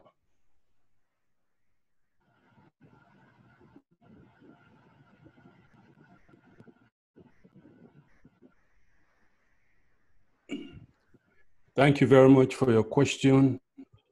And, during our last meeting, I think there was somebody from Jala University, one Dr. Ansumana, who gave an example of how they were trying to address the current situation with the COVID virus infection and how they were modifying their academic settings to address those issues. Forums like this, I just hope we are all open to diverse input, which has been very much triggered by the last forum and today. We have diverse experiences that are being shared. And like I said earlier, education is very critical to addressing whether it's health issue, economic issues, international issues, marital issues, whatever. You have to understand the circumstances. It's good for Ms. Helen to inform us that, no, not Ms. Helen, Ms. Victoria, that still up to this point, we don't know whether this disease is a zoonotic disease or man-made. Even all the experiences we have, all the research we have, all the technology we have, all the money we have, we still cannot agree on that. But it's good for us to look at the options that are available to us. Our partnership, like Ms. Helen said, relationships between, or bridging the gap. How do we bridge the gap between teaching and learning? How do we bridge the gap between relationship and partnerships? How do we bridge the gap between perceptions and realities? We have great institutions in America and Germany and Ireland and other places, but we have to really be conscious of what we have experienced. Those of us who have come to Africa, we have gone to every African country. We see the great disparities that have been there. We have not addressed those issues. Whether it is the EU or UN, they have really not addressed the issues that are really putting Africans at a disadvantage. And my sister, who is Ms. Fatou, you're trying to help the women, but believe me, you can help one group of population and leave the others. The African men are the most, sometimes I don't want to express how I feel about African men. We do not think in concert with the collaborative efforts. So whether it's those Africans that went to school up to doctoral level or MD or whatever, they are still not open to that engagement of women as contributors to development. That being said, we need basic water supply, to wash our hands. Most African countries, most communities don't have water, have no access to water that is decent to even prevent any type of infection. Most of the schools don't even have toilet facilities for girls who are puberty or starting menstrual period to go to schools where there's no place to clean themselves or to prepare themselves for the normal life. We do not have the creativity to open up the economy. Most of the Africans, some of us have worked in consular institutes where we have people, there are drones of Africans still live in Africa, whether by the Mediterranean or by air or whatever. So how do we address those in our institutions of learning? That's the challenge, and I hope we look at those. How do we transform our educational systems to reduce the gaps? And how do we transform our environmental setups, like access to water supply, access to basic healthcare, et cetera, et cetera?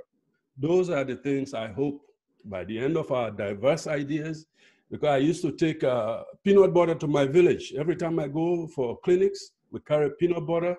Finally, I said 3 years ago, why don't we grow peanuts? We can grow peanuts all over the place, and peanut can really be processed to feed children to grow healthy. But, nobody wants to really invest in that.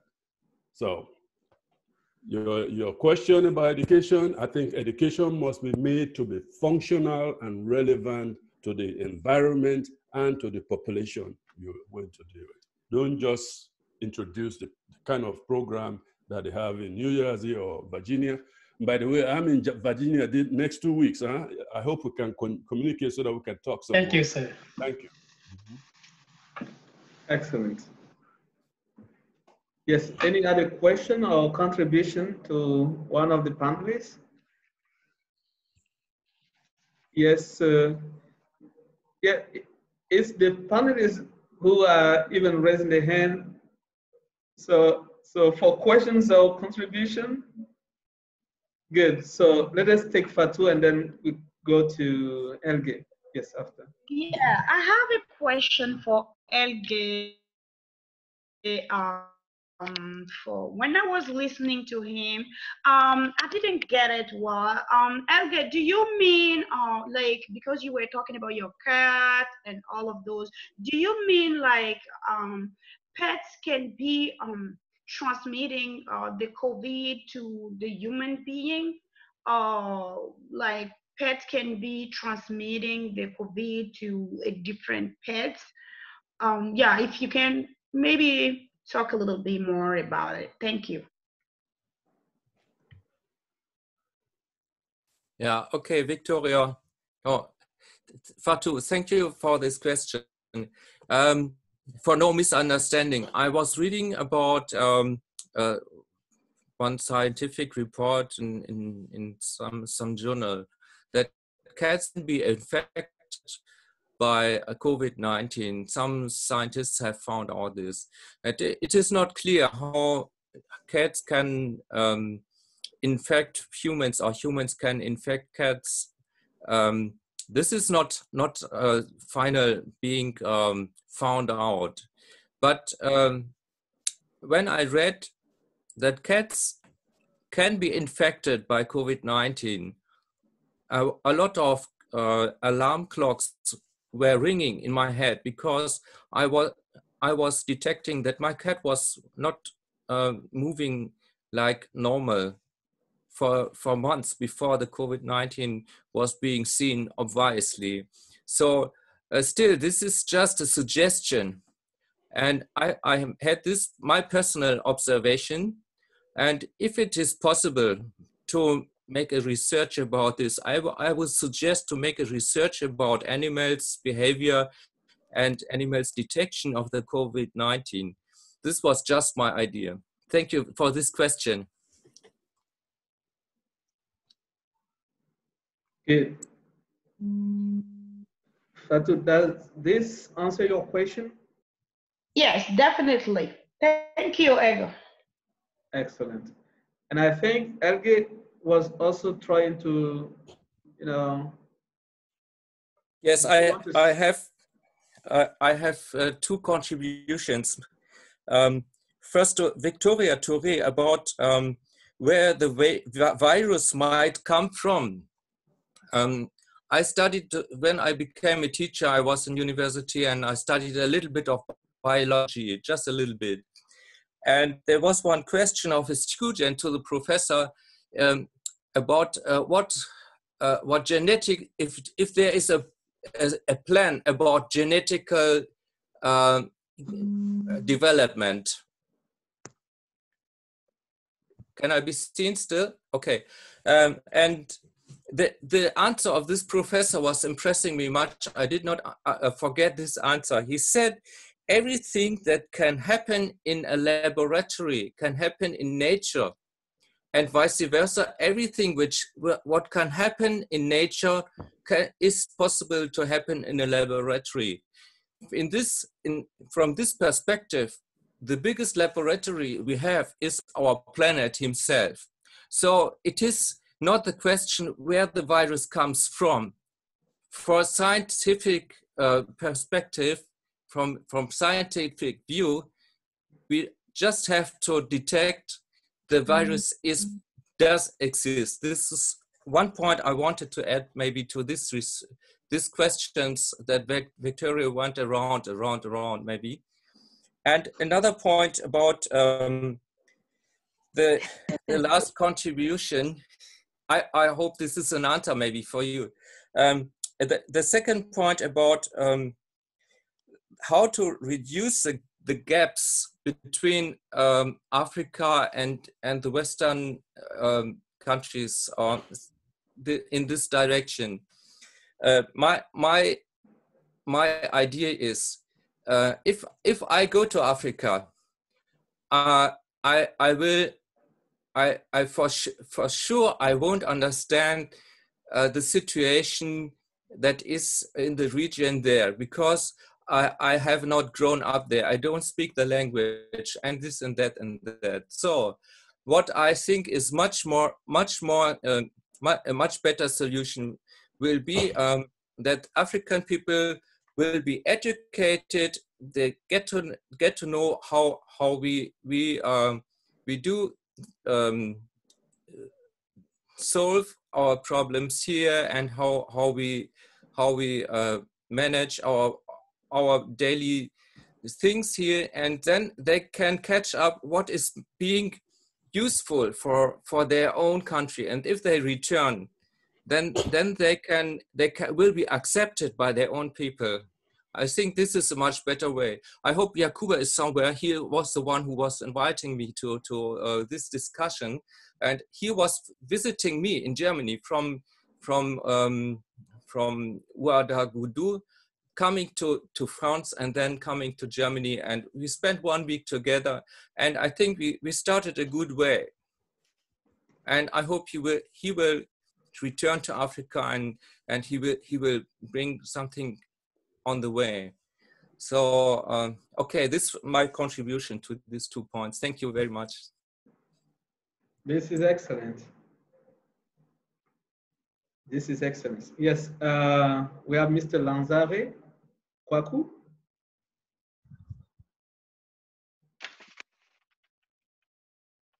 Thank you, Mr. Musa. I have 2 questions. The first question is about Mr. LG presentation. Mr. And LG? the second will be for, yes. And the second question will be for Mrs. Zango.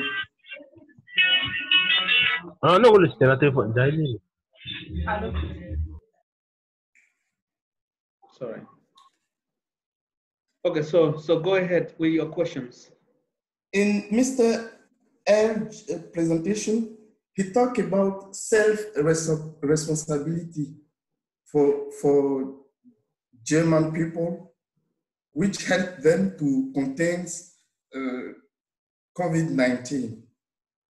But what we see in our country here, Côte d'Ivoire, is that we haven't this self-responsibility. So I think that they can have a secret, it can share with us to help us to educate our people, to help them to have this self-responsibility. So if there is any secret, I want him to share it with us so that we can use it to control also the COVID-19. Mrs. Fatou talked about some action that she engaged in Burkina to help some women to stay at home, to avoid to be in contact, so that they are going to avoid to contract the virus. What I want to know is, after this action, did these women stay at home? Okay.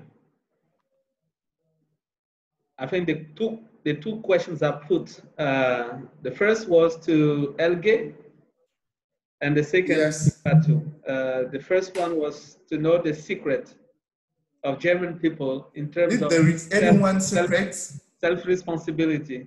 What are the tips of those yes. of that self-responsibility? German people. Okay, that's easy. Self-responsibility means you keep distance from 1.5 to 2 meters to everyone. And I didn't mention, we did not call it social distancing. We called it physical distancing in German. And this has a reason, because it is very essential for a longer time that we don't have a social distance to everybody, but we need our social environment. So the rule is you stay in your family and you keep your social environment as good as possible. And if you have friends or so, or a larger family, you keep contact, if possible, with your phone or your PC, and you make weekly meetings on Sundays or something. For my family, we did coffee. We were taking coffee together. Put the laptop on the table, and we were drinking coffee together, but we did not meet. So then slowly the rules were getting easier, and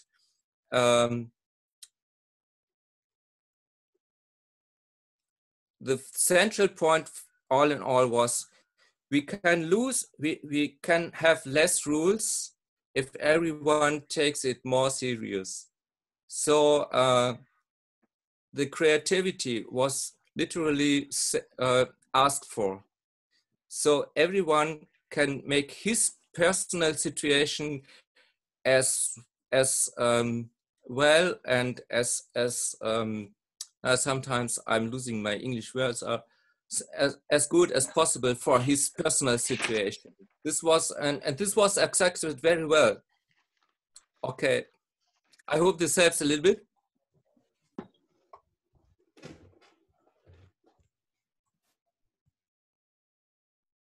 Mr. Kwok, did you understand me? Was this the answer to your question? Okay, right. Thank you.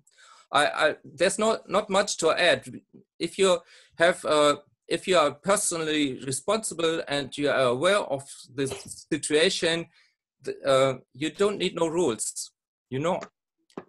But we of course we have rules. But if we go shopping, we use masks and we keep distance and so on. But the central point is be aware and be responsible personally.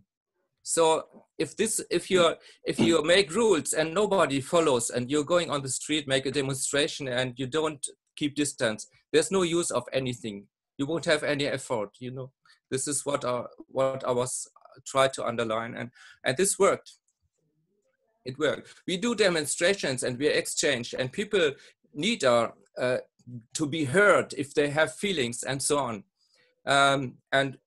But if there's a demonstration, you have only 100 people or only 50 people or only 10 people, depending on the situation.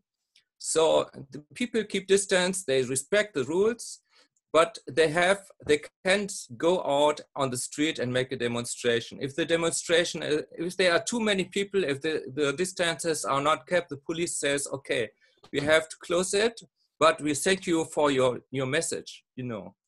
I think it was a good way here in this region. And excellent. Thank you. Yes, it's and the second question was to Fatou. Okay, I'm here. Yeah, okay, thank you. I hope you still have the question, or do you want us to? Yeah, I do have it, yes. All right. So thank you, Mr. Kwaku. First of all, I'm gonna give you the answer of the question you just asked me. Then I'm gonna give you a little contribution about the question you have to Elgin. So about what I did with those women, first, they are not women staying at home. It's women that works, but they are stone breakers. It means they work, but they just don't get anything about it, like $2, which is like 1000 francs CFA par jour.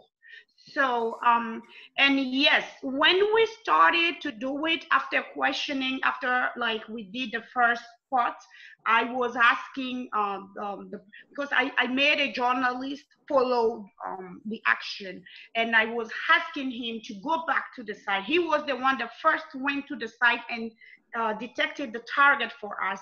And then I asked him to go back after to check on the site if the women, and he learned that the women that was the beneficiary, they made a couple days without coming to the site, which was working because it helped them at least. I mean, they were first tired to work, but they needed to do it because they needed to bring food home. So that has people did a donation. A lot of people did a donation. But when you are giving 5 kilograms of rice to a family that is 10 people, you can't ask them to stay home because it's going to be only one meal. So we were trying to at least calculate if they are 10, how much quantity we can give to them so they can stay at least 2 weeks. It may not take 2 weeks for them to not to come back to work, but they stayed. And for a first start, for us, it was good. For the contribution, I will give it to you as a secret.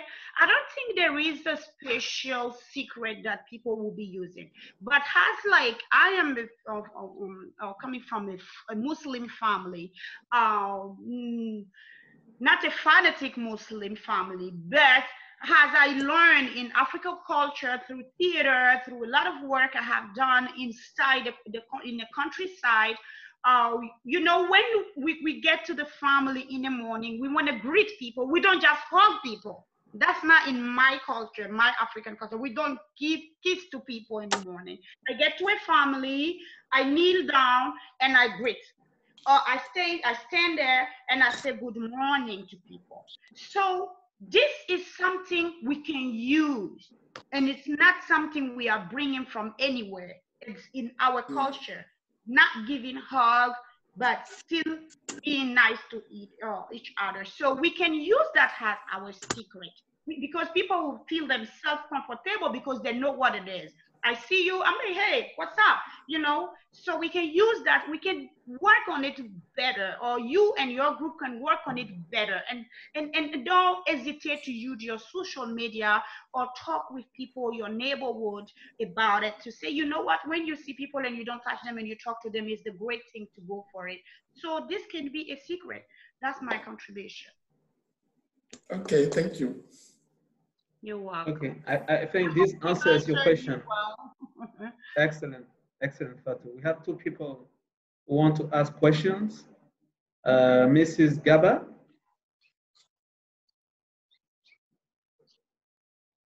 Yeah, Mrs. Gaba, is it a question or a contribution? Your microphone is not on. everyone. Thank you for your intervention. It is a contribution. It's a contribution. Yes, sir. I understand all the participants, all the panelists' intervention, and I thank them for their contribution. And what I want to say, here in Côte d'Ivoire, you can say that the different activities are going well, and the social measure, the barriers are taken into account, but people maybe take the situation as a common situation now, and they do their activities as usually, because some person think that it is a political situation. Everyone have his interpretation of this situation. And what I want to say is that this situation causes many damage, we know. But I can say that this situation is welcome. I express myself. It is welcome because it permits everyone to take measures, comportamental measures, and organize ourselves to face another situation similar, because we don't know if something as similar can come in the future. If we take this situation religiously, I believe in God, and each person cannot believe. It is not a problem. But by my side, in my opinion, if I take this situation religiously, difficulties are coming. Difficult situations are coming in the future. And if we don't take this situation, it will be more difficult in the future for us. Our government have to take measure. Personally, we have to take measure.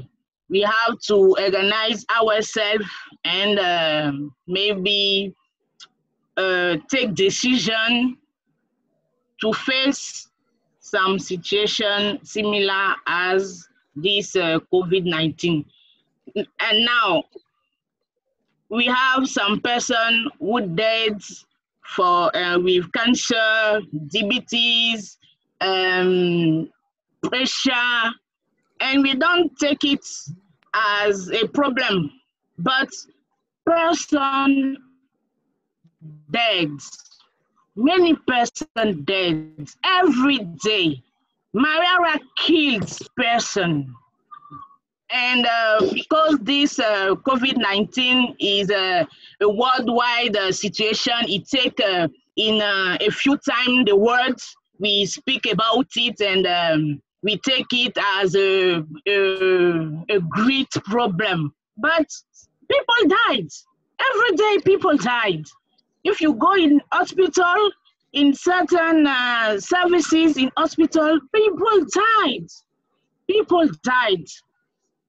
So we have to take measure. We have to conscientize everyone, and maybe we will pass this situation and see the future, and so on. Thank you.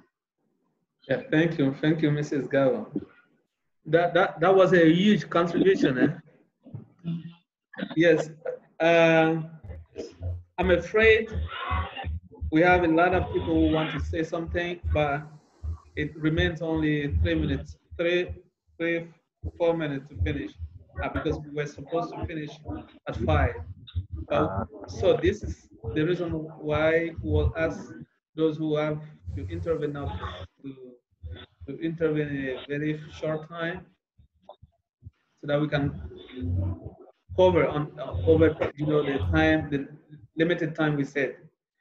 So we have Mr. Kwasi. Mr. Kwasi? Yes. Okay. After Mr. Kwasi, we are going to have Mr. Thomas. Okay, thank you, Coach. I want to thank all the participants, and I want to present also the situation in Côte d'Ivoire, and I want to say that the pandemic is increasing in Côte d'Ivoire till the 11th of March of this year that the first case appears in Côte d'Ivoire. The situation is going on. The situation is increasing, and that is very difficult for all of us. And I want to say that in the education sector, this pandemic affects our sector, because if I take the example of the University of Abidjan, the biggest university in Côte d'Ivoire, this year, the teacher will use only 3 months to begin and to finish the year. So I think that this pandemic affects all the sector, and especially the sector of education. So we hope that that will be the situation will be the pandemic will decreasing, and the situation is going on. And I want also to say that one of the good things that we can say concerning this pandemic is the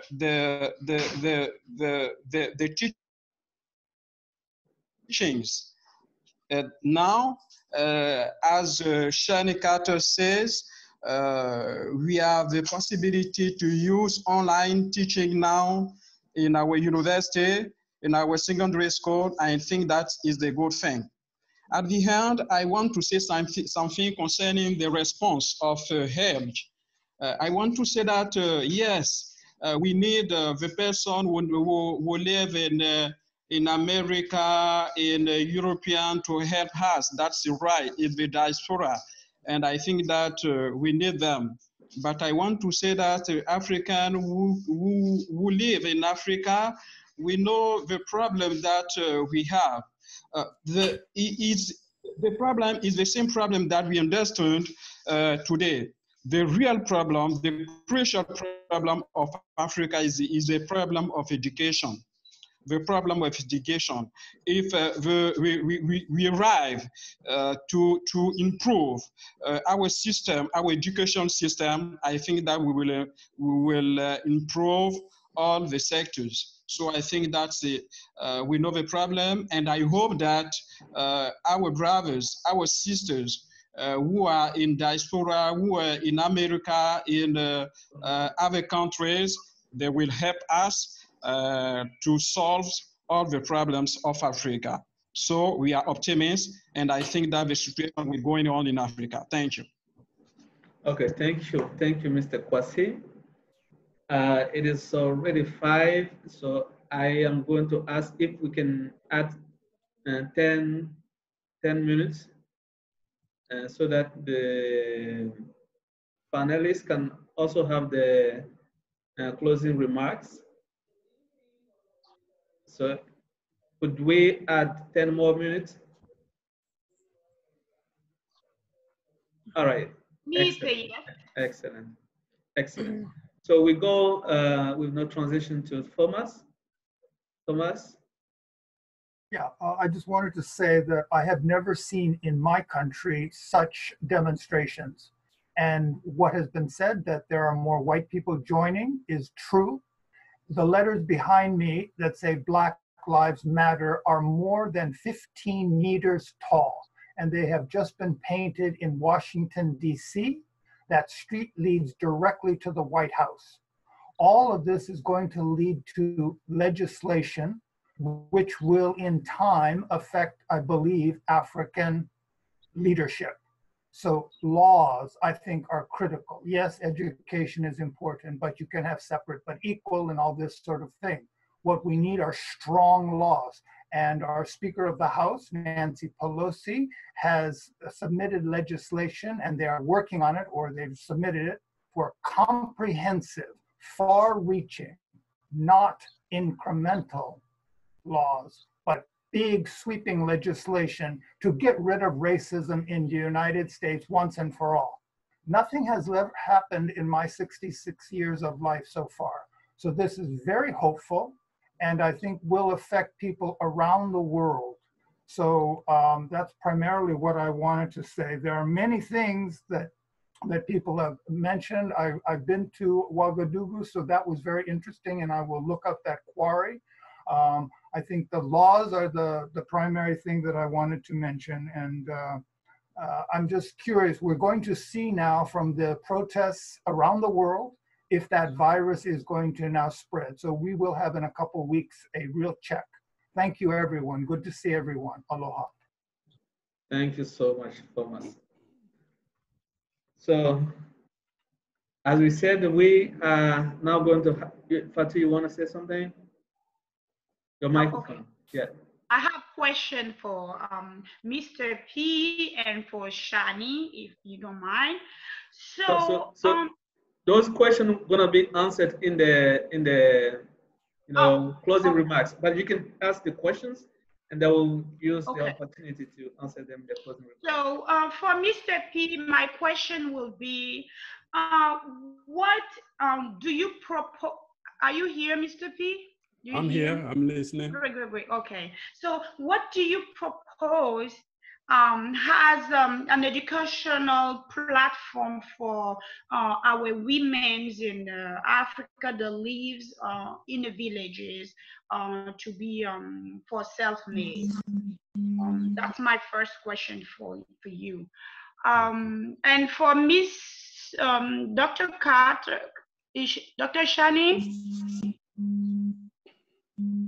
Is she here? I'm still here. I'm here.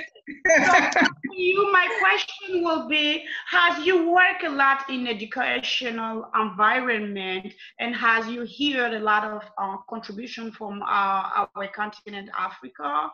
What do you think that you can propose, like some ideas that we can maybe share with teachers, or I may think there is a lot of teachers that has a participant here, so we can share together to see how we can build something with the African reality, which is living in a community, educational talking, environmental talking. That's my question for you. Thank you.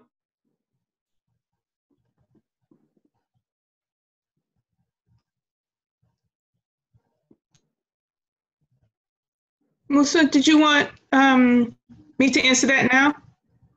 Yes, that would be better. Okay.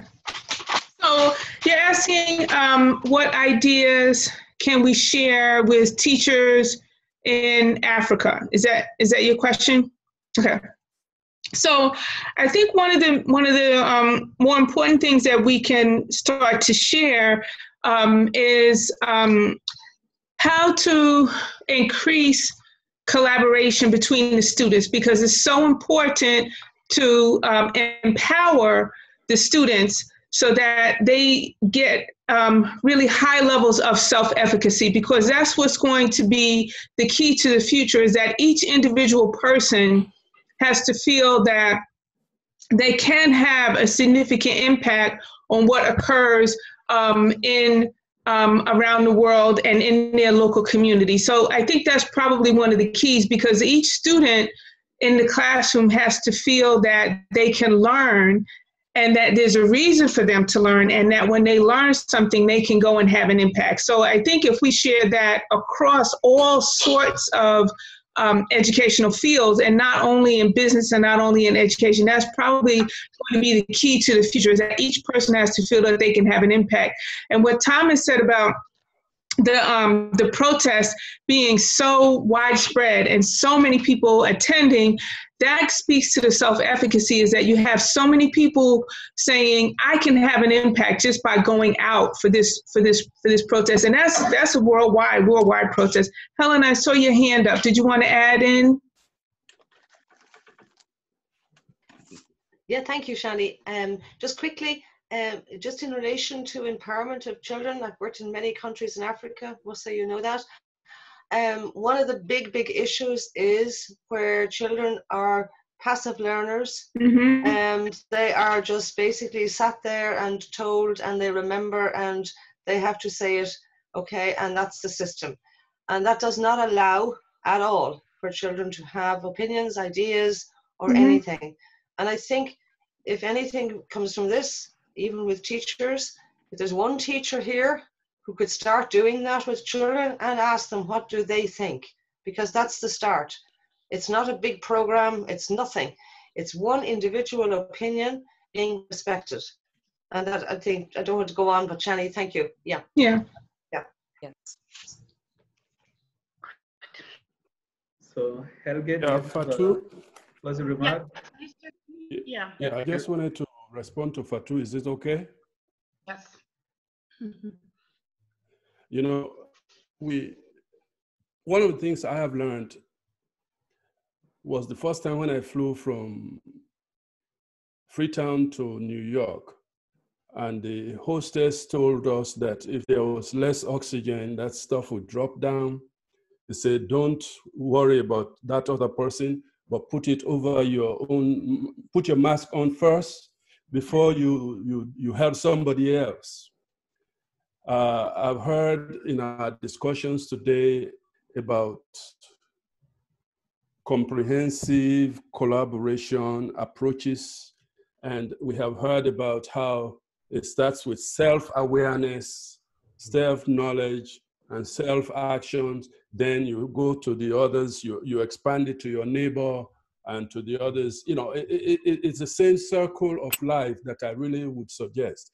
For women in Africa, most African countries, for example, I've just identified 40 acres of land, agricultural land in a rural community. I want to bring some people in to teach them how to get access to water. We're going to have either water, like in Mississippi, Alabama, Tennessee.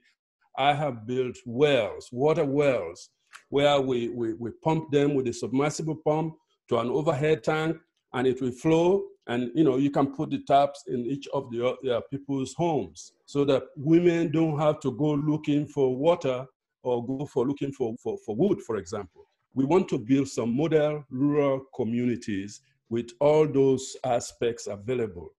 Harvest maybe solar energy, so that they don't have to stoop down between those three stones and trying to blow the fire. If you can show people what works, what helps them, what reduces their frustration, you are likely to replicate it. The more people that are sensitive, whose awareness have been raised. For example, the demonstrations now didn't just start like that. In the 60s, there was demonstrations, but Europeans didn't join the Africans. We were, they were standing there looking at them. But this year, we have Europeans joining Africans and mulattoes or people from India or Mexico.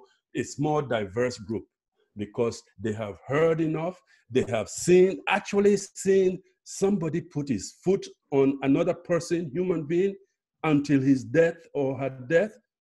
It has spurred up a lot of actions. So I really hope that, the panelists, all of us who have had good experience in Africa, really try to, pass our experiences to our colleagues. Let us really know and appreciate what is going on. What's the reality in African countries? and let us really mobilize not only people, but finances.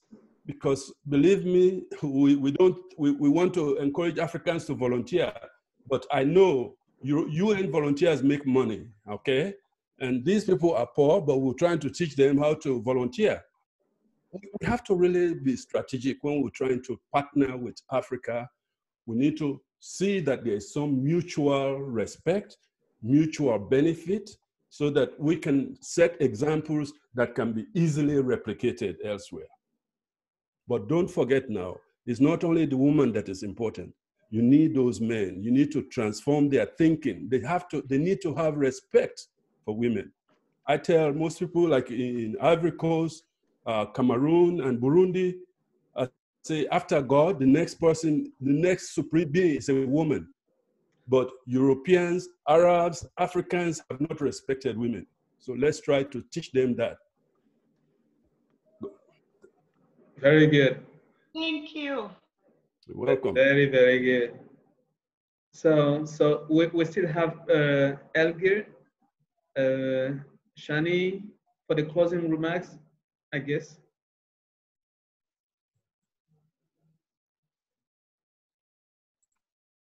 Okay, I think I spoke, so I'll turn it over to Helgi. Okay.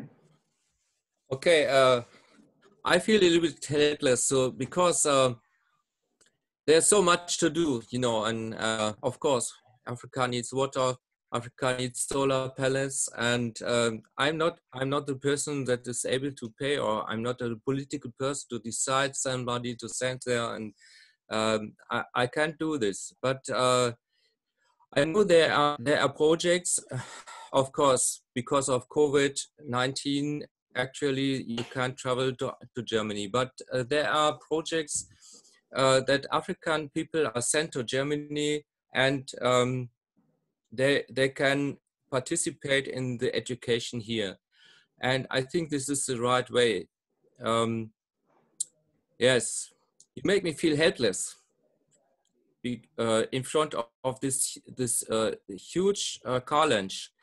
But I hope the development will come soon, that when frontiers open, that there will be enough for everybody. This is my prayer. This is really my prayer. I feel helpless, and it is my prayer that we will come together more and more. Yes, I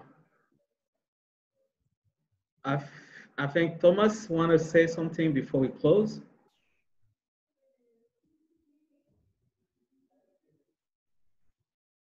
Your microphone, because I saw sorry, this.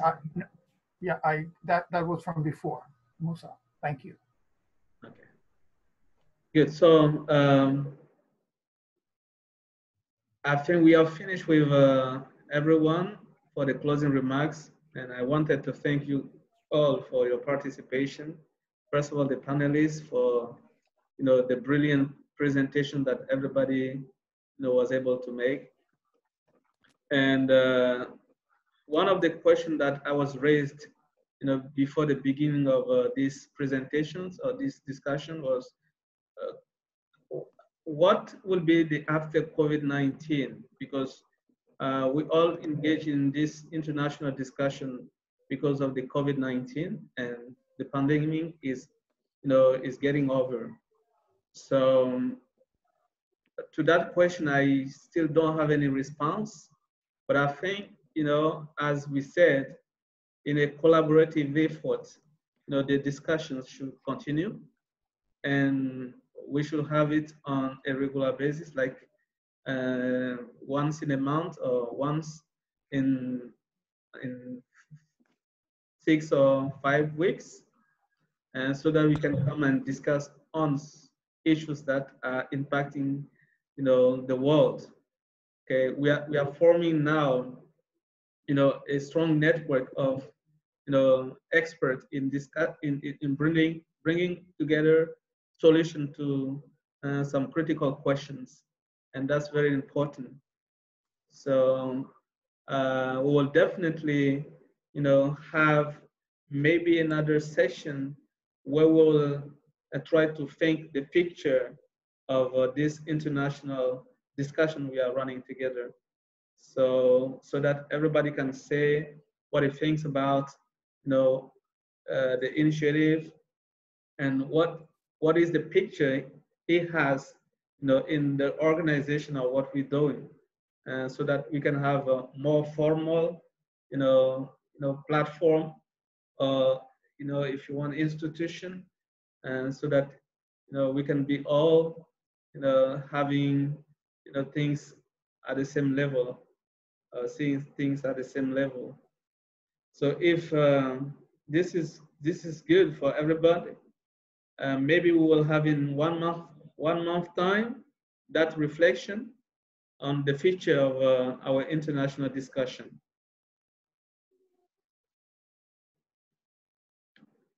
Yeah. I am definitely in. I think it's a very good idea, because tapping like here wouldn't work. So we need to see each other more and talk about it. Definitely. And as we are coming from diverse countries, Victoria was suggesting that each of us coming from a country represent the cause in his country, okay, or in his state, so that we can have more impact in where we are. And if it comes that we need to take a collective action, okay, we can join the action with the stuff we are running in our respective countries. So anyway, like I said, we might have a definite meeting so that we can bring together ideas on how we can do all this. So that being said, I think it was a great debate again, and congratulations to every one of you.